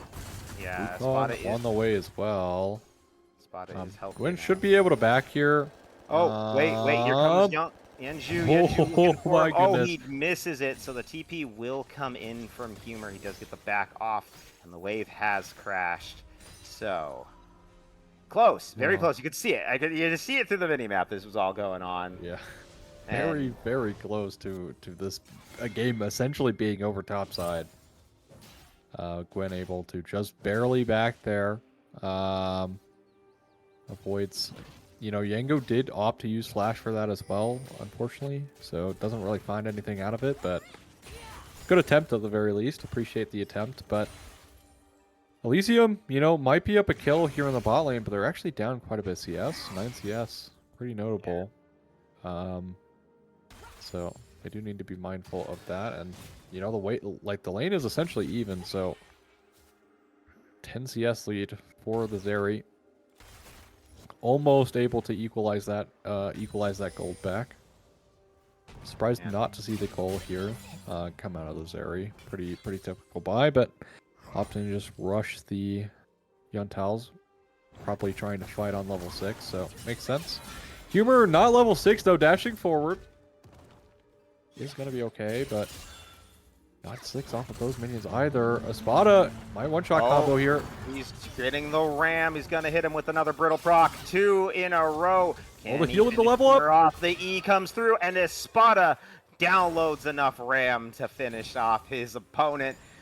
The Orange is dominating in this match. Yeah, I'm a little worried here. Humor not looking good on the Gwen. In the top matchup, I mean, you know, has died twice now. Died, you know, in the top lane early as well. Kind of gave Espada the lead, but now Espada really able to take over the lane now. So, Humor kind of needs to just chill. Realize that his champ is a scaling champ. He definitely loses these early game trades until he starts scaling, because you know, Ornn with Brittle Procs just beats you. Yeah, that's you can't be fighting him like this. He's just so strong passively with that innate damage coming out of the Brittle Procs, and Humor not respecting the power of the Ornn. Especially when he hits level 6, that's a rough spot to be in. There's no way once he gets in your circle to get out of that ram. It's gonna hit you. Now Humor gonna get yet another one of those Brittle Proxies on him, and it's combining with the Grasp too, so it's just adding even more, and it's making him beefier. So this is just becoming a very big problem very quick for the side of Elysium dealing with this Ornn. I'm not sure really how they're gonna do, especially later on in the game. Like, it's kind of, if he gets really beefy, it's gonna be really hard for MBK and Chaser to get through him. Yeah, like Ornn is such a pain. Their damage as well is so AP heavy, right? They have Gwen, they have Azir, they have Kai'Sa as well, so a lot of AP damage coming out of their comp. Looks like 2 grubs will go the way of Elysium despite the problems in topside. So somehow able to steal away 2 grubs. You know, I was going to say I'm kind of surprised, you know, with Gwen on your team, you're not opting to go for triple grub here, but able to secure 2 is good enough. Yeah, and that's all in part because of Haya. You know, he has been a shining spot for Elysium, I feel, this series so far. He's been roaming around, trying to make things happen, looking for plays, doing all the good things a roaming support should do. As a former support main myself, I definitely like seeing something like that, like, you know, out of a fellow support. I'm more of a D-shot kind of player. I like to only roam just every once in a while. And Oh! D-shot, Oh, speaking of which, NBK! though, Aquafelis getting blasted back in the turret by NBK. Yengu is here, though, looking for an opportunity to go in. Bloody Brains is behind, though. They're looking, and he will manage to catch on to Aquafelis, and now Yengu on the run. Here comes the ult from Maokai, though it will not be able to pick him off. Chaser now on the hunt, looking for Yengu, living up to his name. Gonna ult on in, but gonna get exhausted up by D-Shot, so not gonna be able to finish anything off there. Elysium gets the kill, but uses quite a bit to do it. A lot of ults and a lot of flashes. Yeah, I mean, really well played. Coming out of Elysium as well.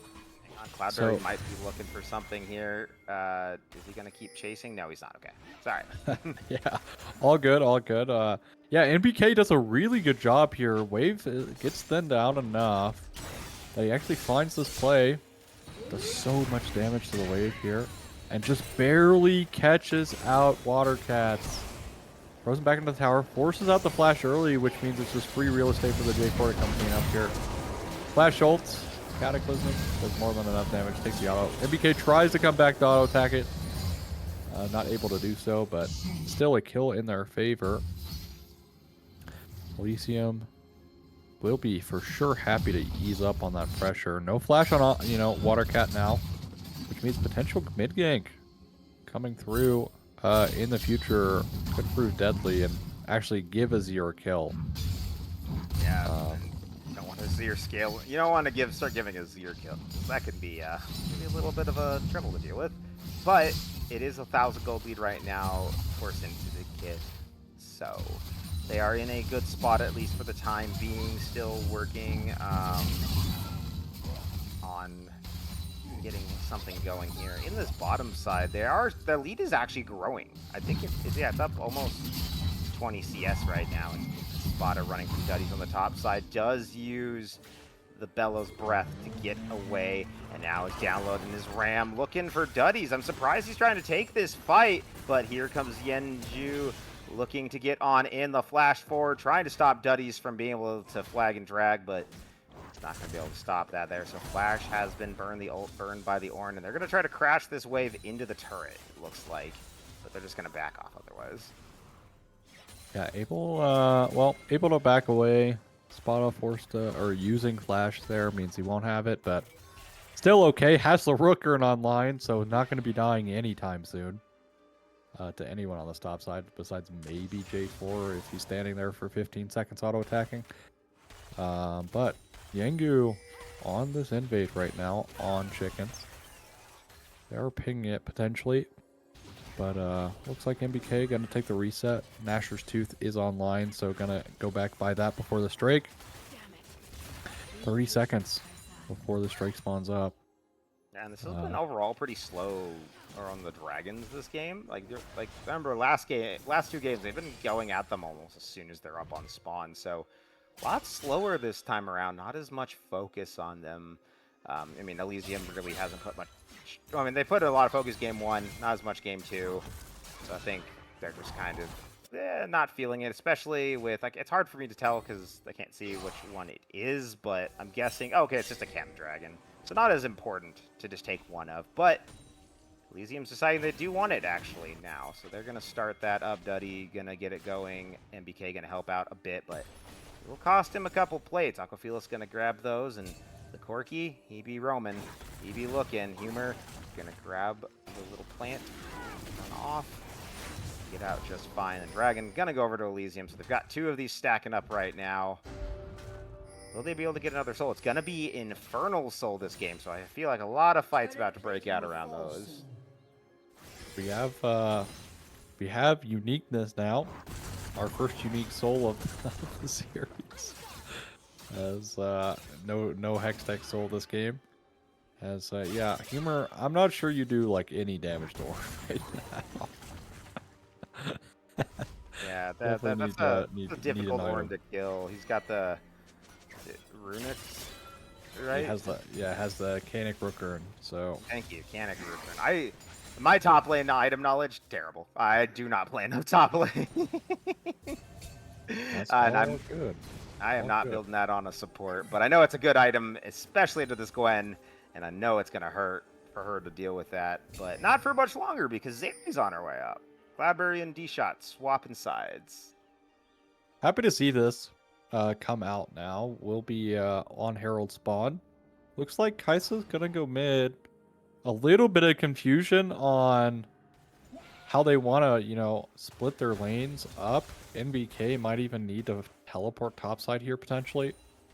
Duddy Daddy's is actually here. going to catch this wave, and they're actually going to rotate their bot lane to top. So, looks like NBK is a little lost. Started walking to bot, then started walking top, then finally decides he's going to go mid. So, lane assignments are assignmenting. It's the mind games. Criminal Syndicate just playing the mind games. They're gonna rebrand to Criminal Minds with these games. Yengu has been caught out by Duddies and NBK. Aquafelis has rotated over, but no one really gonna aggress too much on NBK. Looking for that ward, but is gonna think better of it. And Duddy coming up to the top side. Look at the baby crash onto this Herald here. There are 4 members of Elysium up here, but Criminal Syndicate as well as Yenju has been found out. Duddy's getting him down to half health. Probably going to force his back and is going straight to start up that Herald, but members of Criminal Syndicate They're pretty strong here. Yeah, this could be a good opportunity for them to fight. Duddy's goes in, misses the flag, and drags the teleport, though. Coming out from Humor. Could be big, as does the Ornn ultimate. Espada gonna hit up too with it. Aquafelis, though, some big rockets flying right there, looking to grab Duddy. He's gonna get the feat of war for first team, but he will trade his life in exchange, as will Yenju. They're both gonna fall now. Espada on the run. Oh, look at Zeri. Ulting. Oh, huge Renato's. D-Shot grabs onto Haya, grabs onto Chaser, looking for Humor now. D-Shot just gonna try to buy some space, though. They know they can't get too close. Can Humor, though, finish these off? No, he's just gonna run away. Doesn't really want to have to deal with this Zeri, but huge play from the Criminal Syndicate bot lane. Saves the play. Yeah, we gotta go back. Nice hostile takeover here. They're also on, like, there's no vision in this bush. Starts off well.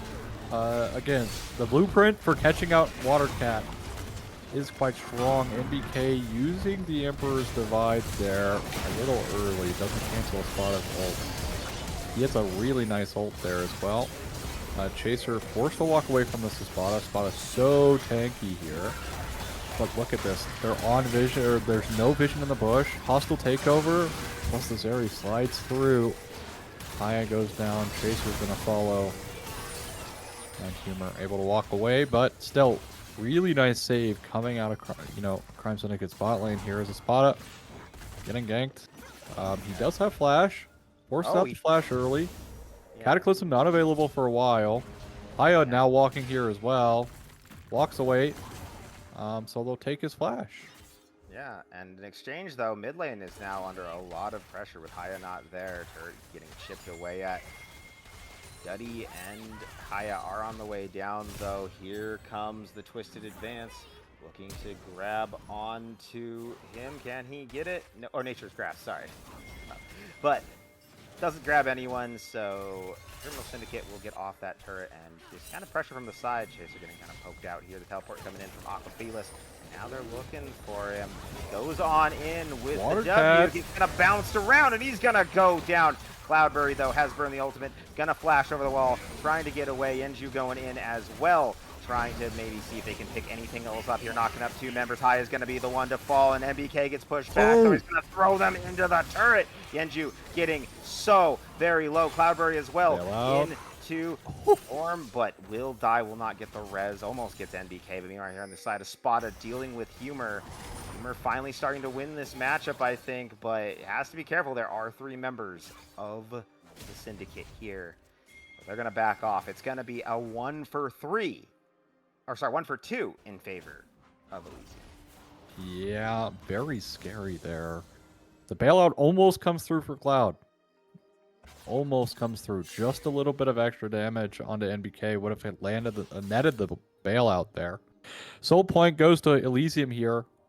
But overall, positive play. NBK getting hit with the handshake and then drugged back into the team by D-Shot allows him to set up that Emperor's Divide. Yeah, So kind of a misplay there coming out of Crime Syndicate's bot lane. You know, I will give them grace after the first play. They completely saved it off their play, so won't give them too much grief about yeah, that. just getting overly aggressive is all. You know, they got excited. They think they're playing Jinx still. I mean, also another thing as well is the blueprint of catching out Watercat still remains. Like, they're still catching him out. They've completely figured it out, and Watercat just seems to just not care about getting picked. And it's kind of put his team into really awkward positions throughout this series. Yeah, Watercat is too distracted by whatever catnip he's on right now. Because he just constantly walking forward to it. He's not Victor this time. You can't just drop an ultimate and just let it kind of coast through the entire team. You kind of have to be alive to be effective as Quirky. So gotta kind of work on that. Taking way too many trades there. And too much poke, too much getting caught out. Needs to really work on just staying back. You don't need to go be at the front. That's what Orin's for. That's what Wukong's for. Let them be up there. Call me crazy, but Quirky building plated steel caps, I feel like it just isn't right. Like, I mean, I get, like, I don't know. I feel like plated steel caps this game is really low value. Yeah. I could be wrong, I guess, but I don't know. I'm not a fan of going plated steel caps on Quirky this game. I'm not either. Like, you have a little damage from Kaisa and Jarvan, but that's about it. And Jarvan's got armor pens. It's not like that's really going to be that much. I think Merc Treads would be the name of the game, especially because he keeps getting caught out so much, as we were saying. But I guess he thinks it's just 80 damage. So who knows? But yeah, kind of an odd choice. I'm going to agree. At first, I thought you said Berserker Greaves, and I was like, why is he building Berserker Greaves? What Quirky builds Berserker Greaves nowadays? But on the top side, we're going to hold that thought for a moment because they're starting up the Herald, and it goes down very quickly. They took half its health in like a couple of seconds. So big play for them. Nutty and the boys on the inside track here, looking to see if they can get that outer turret, but no dice there. And Dragon up in 2 minutes would be Soul for Elysium, so could be monstrous. I mean, Infernal Soul is an absurdly powerful Soul, especially in coordinated play, so I could see that being really useful. But I don't know. There's just the fights are the big fights not going great. The smaller fights when Azir can get him under a turret going well. So I feel like it's all about who gets picked next. Someone's gonna get picked in the next 2 minutes. We just got to find out who. Yeah, I mean, honestly, not quite sure who it is. Complete tower picked up here by the Azir, so able to lock that one down. NBK getting some more gold for himself. Sitting on 2 items, quite happy with that. Picks up even more gold thanks to that tower. Kaisa sitting on 2 items right now as well, feeling quite nice, but already the IE ornament for Cloud. That is a very scary damage output Zeri in this next fight, and might even, you know, need to be considered about potentially just giving this next Drake. As, yeah, I'm a little worried. That is a lot of damage. Obviously, plated steel caps this game so valuable that you see 4 members of Elysium having that picked up. Only one who does not have it is the Kaisa. But this should be a very easy game to stack armor for this Elysium squad. And now they're going Haya shot, flashing in to grab Haya, who also is forced to flash on out on field, sticking hit on the side. Nature's Grasp coming on, root up the clone, but here comes the Ram. It's gonna go wide, gonna force out the flag and drag from Duddy. The teleport from Human immediately dashes to get on out of there. BK and the rest of Elysium have the inside track right now. BK actually trying to get some poke down, but the Herald is drop mid. So if they go for this dragon, they're going to lose the turret in the process. A Spada hits onto him. They're looking for the target. NBK gets knocked up, and a huge Renata ult manages to grab onto NBK as well as the NBK. Inverse Divide comes on through. It shuffles D-Shot and Aquafilas forward, but not going to pick anyone up there. Meanwhile, in the back of the fight, we see Yenju fall. We see MBK fall. We are watching Haya probably about to fall soon too, but it's actually going to be a Spada first. A double kill for the Kaisa, who will fall. Aquafilas manages to pick that kill, gets a double kill for himself. D-Shot and Cloudberry starting. Well, D-Shot should definitely back. Cloudberry, though, untouched in that fight completely. And it's going to be Criminal Syndicate walking away with 1 kill over their opponent. Yeah, MBK goes in a little too early, I think, as I'm getting TPs, but yeah, I think MBK going in a little too early. Yangu putting the pressure on a Chaser there. Forced him away, so far away from being able to do damage by himself. On top of the hostile takeover. But this should be Drake, but never mind. Teleports are coming through, so contest is on the way. Yeah, MBK is here. Teleport coming in from Espada as well. But Humor doesn't have teleport, so they're going to have a hard time contesting this. There is no jungler. Espada is looking for MBK. He's going to get the knock up. He's going to hit the Bell's Breath and get the Ram. Nature's Grass coming through. Going to lock him up. But here comes the Ram. Oh, it doesn't hit anybody. Haya manages to stop him, but will trade his life in the process. The Dragon did go over to Criminal Syndicate, and that is going to be a 1 and Dragon for nothing. So we've got a replay of that earlier fight. Yeah. Now, so the hostile takeover, but look at the very bottom of your screen here on the top, right. Chaser is so far away. But NBK, he shuffles it in, but look at the damage. There's none, because they're so focused on keeping Yangu off of Kaisa. Humor flashing into the Wukong Cyclone off of the clone there. And yeah, Cloud with a really nice flash after the Cataclysm there, but it's just doing so much more damage here. But again, I kind of feel like Yangu, even though he died early, did his job. He distracted so many members to help Kaisa there and force Kaisa out of the fight that a big tick of their damage was gone. And again, like I said, also NBK pulling the trigger may be a little too early. Yeah. And I want to also note that Yangu hit his ultimate on her at the very end of the Renata ult, so it did clip her and Berserker. Because you could see, it looked like Kaisa was going to try to reposition around the top towards that fallen outer turret and try to fight from that side with MBK. But because he got berserked, he immediately charges back into the river trying to get to his nearest teammate, and that just gives Yangu all the time to get on top of him, start fighting, start keeping all the pressure on him. Like you said, everyone turns to deal with it. It's just NBK and Humor up there to fight 4 people, and I mean, it's Gwen and Azir, but they're not that big, and everyone on the side of Criminal Syndicate, it's quite a lot of kills, especially that Zeri 3, 1, and 4 with the upgraded Ornn item on the IE. Yeah, just really, really smart play. And also the use of the Herald, as we do see Criminal Syndicate taking the out of time. Bloody is here as well, but I don't think anybody's going to chase onto it. But I want to say, like, this is now the second time we've seen the Criminal Syndicate use a Herald for a fight.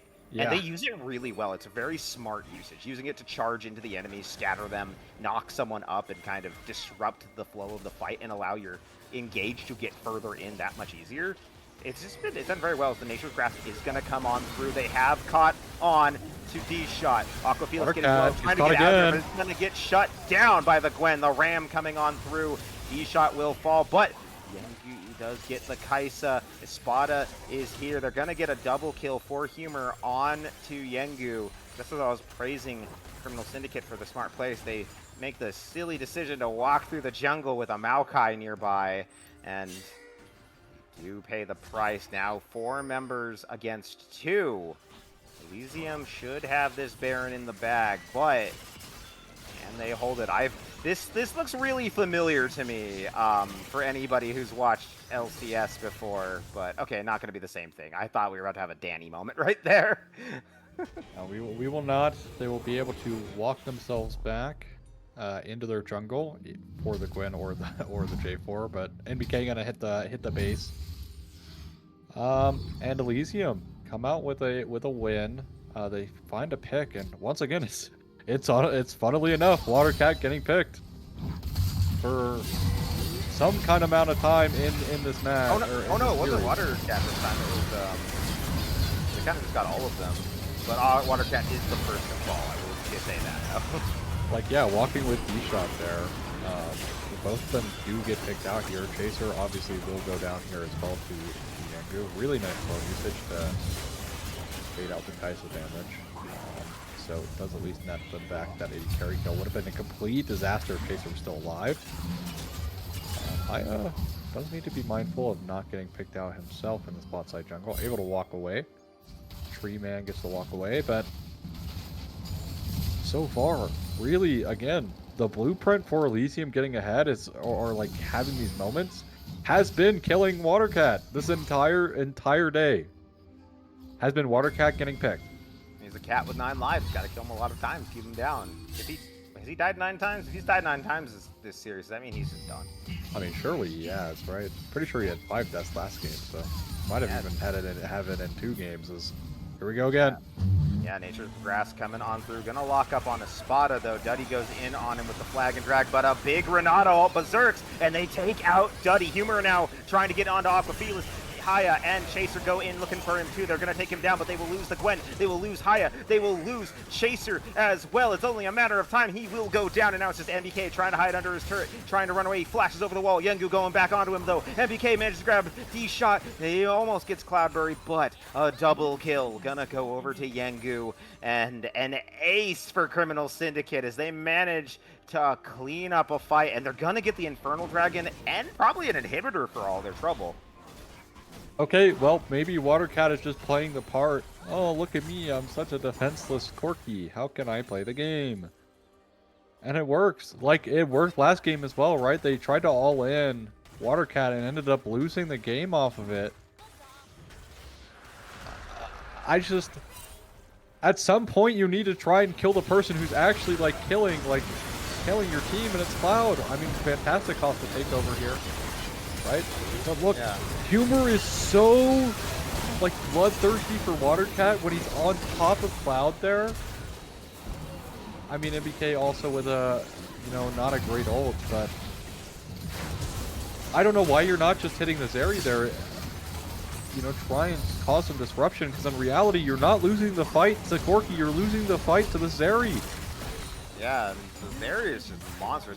And even when they all chase down, no one, like, MBK was behind and he still didn't do any damage, and that all started with Duddy going right in onto Espada. Why are you all engaging onto the Ornn? It's a level 17 Ornn. He's not gonna kill him that fast. You're not gonna break through him. Like, you gotta like, go for these carries. You had 2 people on the flank and no one decided to come after the Zeri. I agree, like, that should be the real focus, but I feel like it may be less of a plan. That's all Elysium knows, is how to go after Aquafelis. They don't know how to pick anyone else on this team.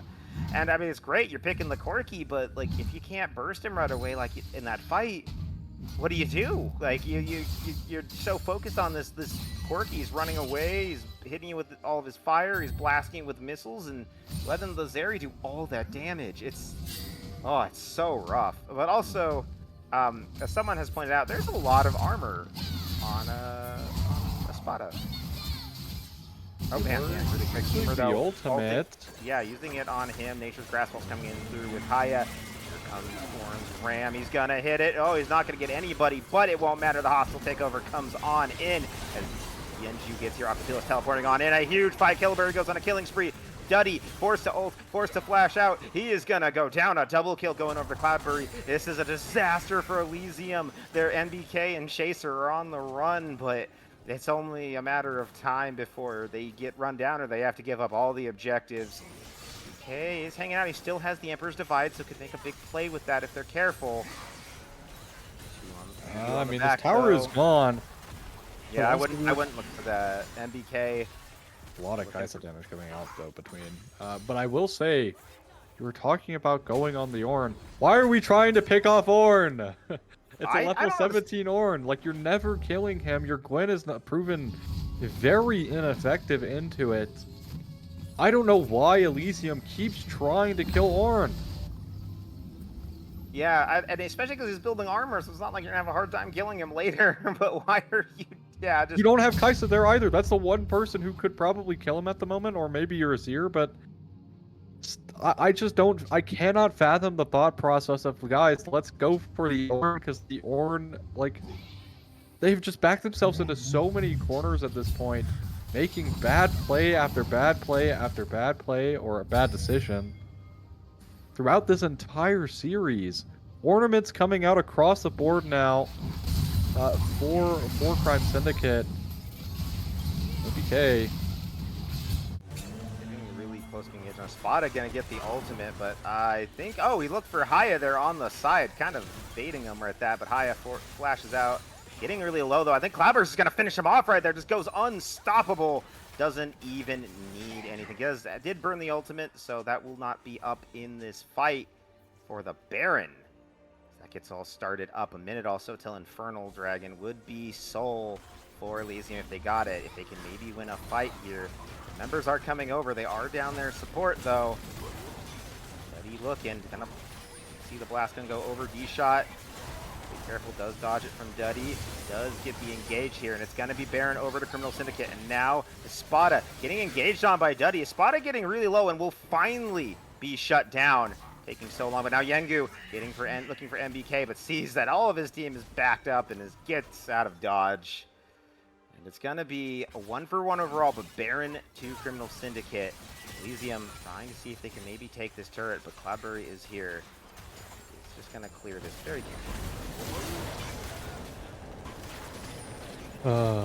I don't know. Like, it just feels like so, like, I don't know. I feel like Elysium just keep baiting themselves to make these bad plays. Obviously, finding the pick on a spot here is very good, but outside of that, I'm also surprised Yengu doesn't die for this. Everyone is so scared to walk up here, is actually engaged in the mid lane. Oh yeah, we got one going on here in the mid lane. Yengu getting kind of... This is Soul. Yeah, it is Soul. And no one from Criminal Syndicate is there. This dragon is going to go down really fast, and it is going to be the Soul going over to Elysium, so they do manage to get something for themselves. Manage to give themselves a spike to bring them closer in parity with their opponents this game. Criminal Syndicate by kicking themselves for not being in position for that, but still in the driver's seat of this game, up 7,000 gold. A little bit lessened by the Infernal Soul, but still a massive lead. And you know, they're on right now. Things continue as they are. This will be a 3-0 for Criminal Syndicate over the undefeated Elysium. Folks, this team, Elysium, coming into this series and lost a single game this season and gets to the playoffs, already 0-2 in a series against the 4th seed. This could, like, this honestly would be such an upset if they managed to win this. Yeah. Also really good for morale right after having a really rough week for a lot of these players on Syndicate as well. Like, these are the series you need, right? These, like, 3-0s, get your mental reset back, you know, ready for the rest of playoffs. But still, I will say, I mean, it is still Xayah, or sorry, it's still Azir and Kaisa right in this game. So they're not out, right? The people who have the gold on their team are those two. Something I'm very disappointed by is Humor joining fights at some point instead of just split pushing. Your champ is so good at splitting. And you don't have Ghost for the 5v5, so you might as well just split. You know, tell your team, hey, I'm not going to be here for this fight. Like, the first Drake that Crime Syndicate got this game, they could have not taken the 5v5, had Gwen split in the top side, just given up the Drake. Then they would have gotten so much more gold out of the play, and obviously they don't lose a team fight, but yeah, since they don't take it. But the thing is just maybe just not in the best way of, you know, making those decisions and assignments. Obviously, Humor is filled top here, is usually a mid laner, but trap being set up high, using the saplings, clear out the bushes. Yeah, they're trying to just hold on right now. There's Humor finally on the split push there on the bottom side, like you suggested of him. And BK, that's a pretty strong poke from a small missile for Quirky. The big one is going to be quite a bit of damage then. And members of Criminal Syndicate, they do see the Gwen splitting. they're thinking. I think they're looking for a play. Actually, Yengu is going to back up. Doesn't really want them to get onto this turret. And the members of Criminal Syndicate just playing this slowly. Oh, actually, no. Yengu didn't back. It's going to be a Spada back. So Spada down there, stopping it. The turret does go down. Wait, we have Demolish on Gwen, and we haven't been splitting the entire game? Oh, did she have Demolished? Oh, ooh. Ooh. I have some words about that, but that's all right. I'll save those for another day. But yeah, overall, they do find some standing gold, so that's quite nice. Be positive here. Gwen might be able to pick up an item here, potentially off of that gold. We'll have to see. But again, it does feel like right now Elysium's like hold in this game are simply with like straws at this point. So literally any one mistake from this Elysium squad will essentially spell the end of the game. And it will take them a little bit to reclaim some kind of foothold in the game. We'll be Baron in 1 minute, 2 minutes on the Elder. I mean, we saw how game 1 went. So many Elders, 3 Elders in that match. Yeah. So we might be in for a long one here, as both teams. I mean, yeah, this poke from Kaisa not doing nearly enough. This is a tough position for Elysium to find themselves in, still not really able to get that far out of their base. Now, Humor is on the split push still, but is going to start backing. Oh, no, actually going to continue on the split push. Doesn't know that a Spada is down here to kind of match it, so won't be able to get really anything out of it. But the members of Criminal Syndicate now hanging out around the Baron is going to spawn in about 10 seconds. Be a big deal. A little over a minute now until the Elder spawns. And the bottom side, Gwen used the ultimate, looking to fight a Spada. Yeah, should be able to win this 1v1. Oh, I don't know. I don't know if she is. She's getting knocked up and beat up and tossed around. Oh, but here comes Aquafelis. He's looking for it, and he's going to flash forward to secure the kill on to Humor. Humor also flashed in that, so will be down. The members of Elysium, they see 2 go down here. They're trying to get onto this Baron. They have started it up. It's Chaser hasn't given it away yet, and actually they're just going to walk away. I guess they're just clearing vision around it. Members of Elysium marching forward. Haya looking for almost there in range for Cloudberry. The rest of the members are here. 35 seconds until Humor respawns. Elysium has to be careful. If the Syndicate forces a fight here, this could end really bad. Spada is still building full armor, which is kind of funny in the stakes of everything. But Spada looking. Yeah, I'll get the armor. Just build it. I guess the attack speed. To be fair, I guess for Frozen Heart, like you are getting the attack speed reduction, which could be good. All right. Well, we're gonna have an Elder Baron trade here. Yeah, it's gonna be the trade. Potentially. I mean, it's really late start. It is. It is a really late start.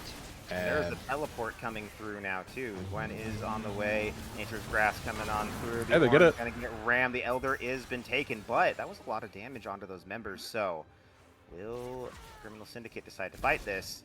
No, they're not going to. They want to get away from the Elder. That should stop at least too much of the Baron usefulness, but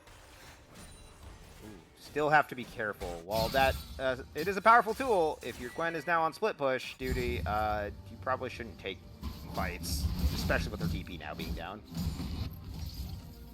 Yeah, I definitely agree. They do find themselves the Elder, so they're buying themselves a bit more time here.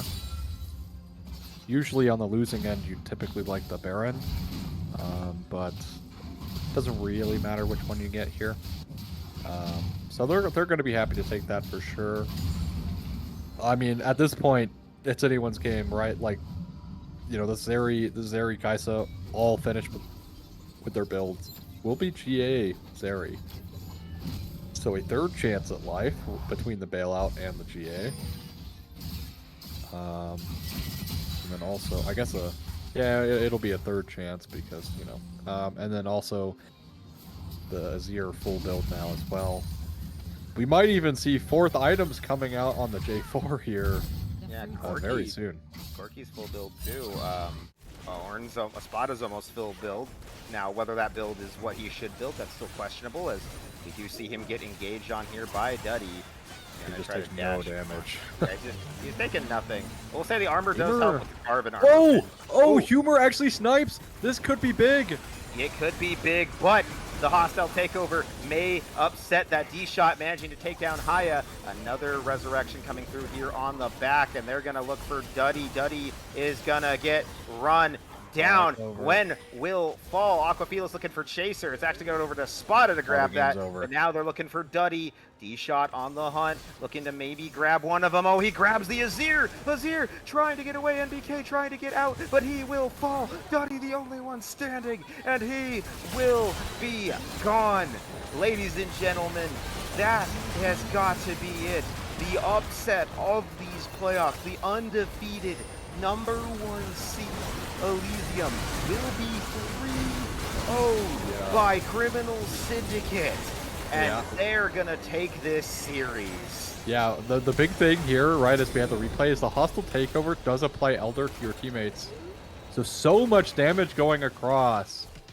D-Shots coming up huge in that last fight, even though Humor snipes off the GA. And it's Crime Syndicate. I mean, this game, pretty good. Moving on through the playoffs, though, Watercat has got to stop getting picked. He really does. He really does. I think that's definitely needs to chill out on getting picked. But overall, well played to Crime Syndicate, especially being able to bounce back in the first game and the second game as well. But just cleaning up, get those throw moments where they've had. Made for an excellent watch for nail-biting games, basically 40-minute games, all 3 games. Yeah, we're ending so late actually. So. And I want to give a big shout out to D-Shot, because those Renata ults were just insane. Like how clutch they were. He always hit his target, especially in that last fight. Like you said, the Infernal Soul blasting onto all of the Elysium team members, so they just killed themselves almost immediately. And it was so good. Clutch plays out of him this game. Clutch plays out of all the members of Criminal Syndicate. They really stepped up. Well, I mean, Aquafelix still needs to learn to not get caught, but he'll learn. The rest, though, everyone's still doing very, very good this game. Espada, despite the full armor build, was a monster on that Ornn, winning that matchup. Yengu had some great engages, especially with that Herald, and Cloudberry, he's the star of the show, was just the carry. Yeah, the big thing as well is I mean, really what put Elysium in this position was just massive, just a bad decision making across the board in the entire series. First game, they make some really bad decisions around objective timers, give Crime Syndicate a way back in, and then they timidly try to walk away from a potential end angle. In the second game, instead of walking away in which they probably should have walked away, they try to end the game and lose the game off of that. And then this game, trying to pick off the full tank Ornn with no damage around multiple times this game, just spelled complete disaster, and unfortunately spells the end of their playoffs run as Elysium undefeated to first rounded. Yeah, what an upset. This is something I haven't seen since, I want to say, that LCS split when what team was it? Gravity, I think, won for what got first seed in the split and then just got smashed in the LCS, like in playoffs.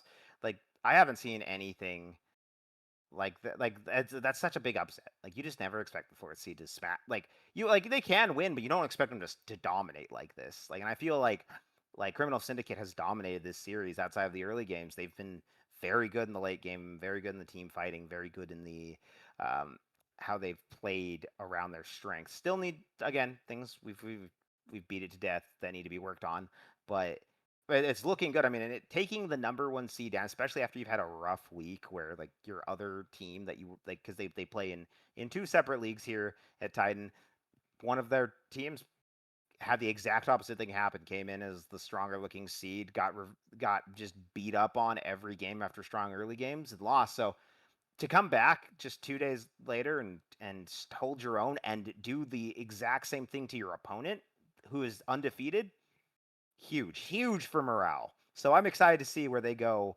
as they continue on their playoff journey. And honestly, like, you got to think at this point they've got to be a dark horse. Yeah, I mean, potential dark horse as well, but well deserved victory for sure. I think also nice to see these players bounce back after a tough week.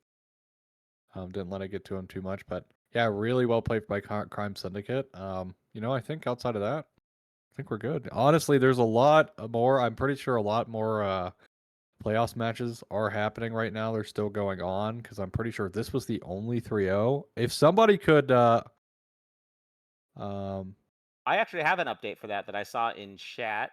yeah, I want to if we have say anyone lurking around, let us know how series are going if you're keeping an eye. But yeah, according to also Buttersy Lowell in chat, Iceborne is down 2-1 right now against Monkeys. Are down right now. Monkeys are 1-1, but up in game 3 and unknown about the Dorado series. So shout out to him for giving us some nice, nice little bit of info there. Thank you. We excited to see how those series play out and see who we see in the next round. But that's all I've got to say. Do you have anything left you want to say at all, Ozzy? nope. I just want to thank everybody for hanging out. Of course, thanks Brett, Loki for doing production for us, and of course Repter for coming in and casting with me. Yes. Was a pleasure. It's been a pleasure. And to all of you guys, thank you so much for tuning in. Don't forget to check out the FOFesports.com/Titan merch shop for all of the summer merch. It's some good stuff in there. I highly recommend it. But with that, we are bid you adieu. Don't go anywhere. We'll be sending you over to another broadcast shortly, and there'll be more Titan action coming up in just, well, later tomorrow.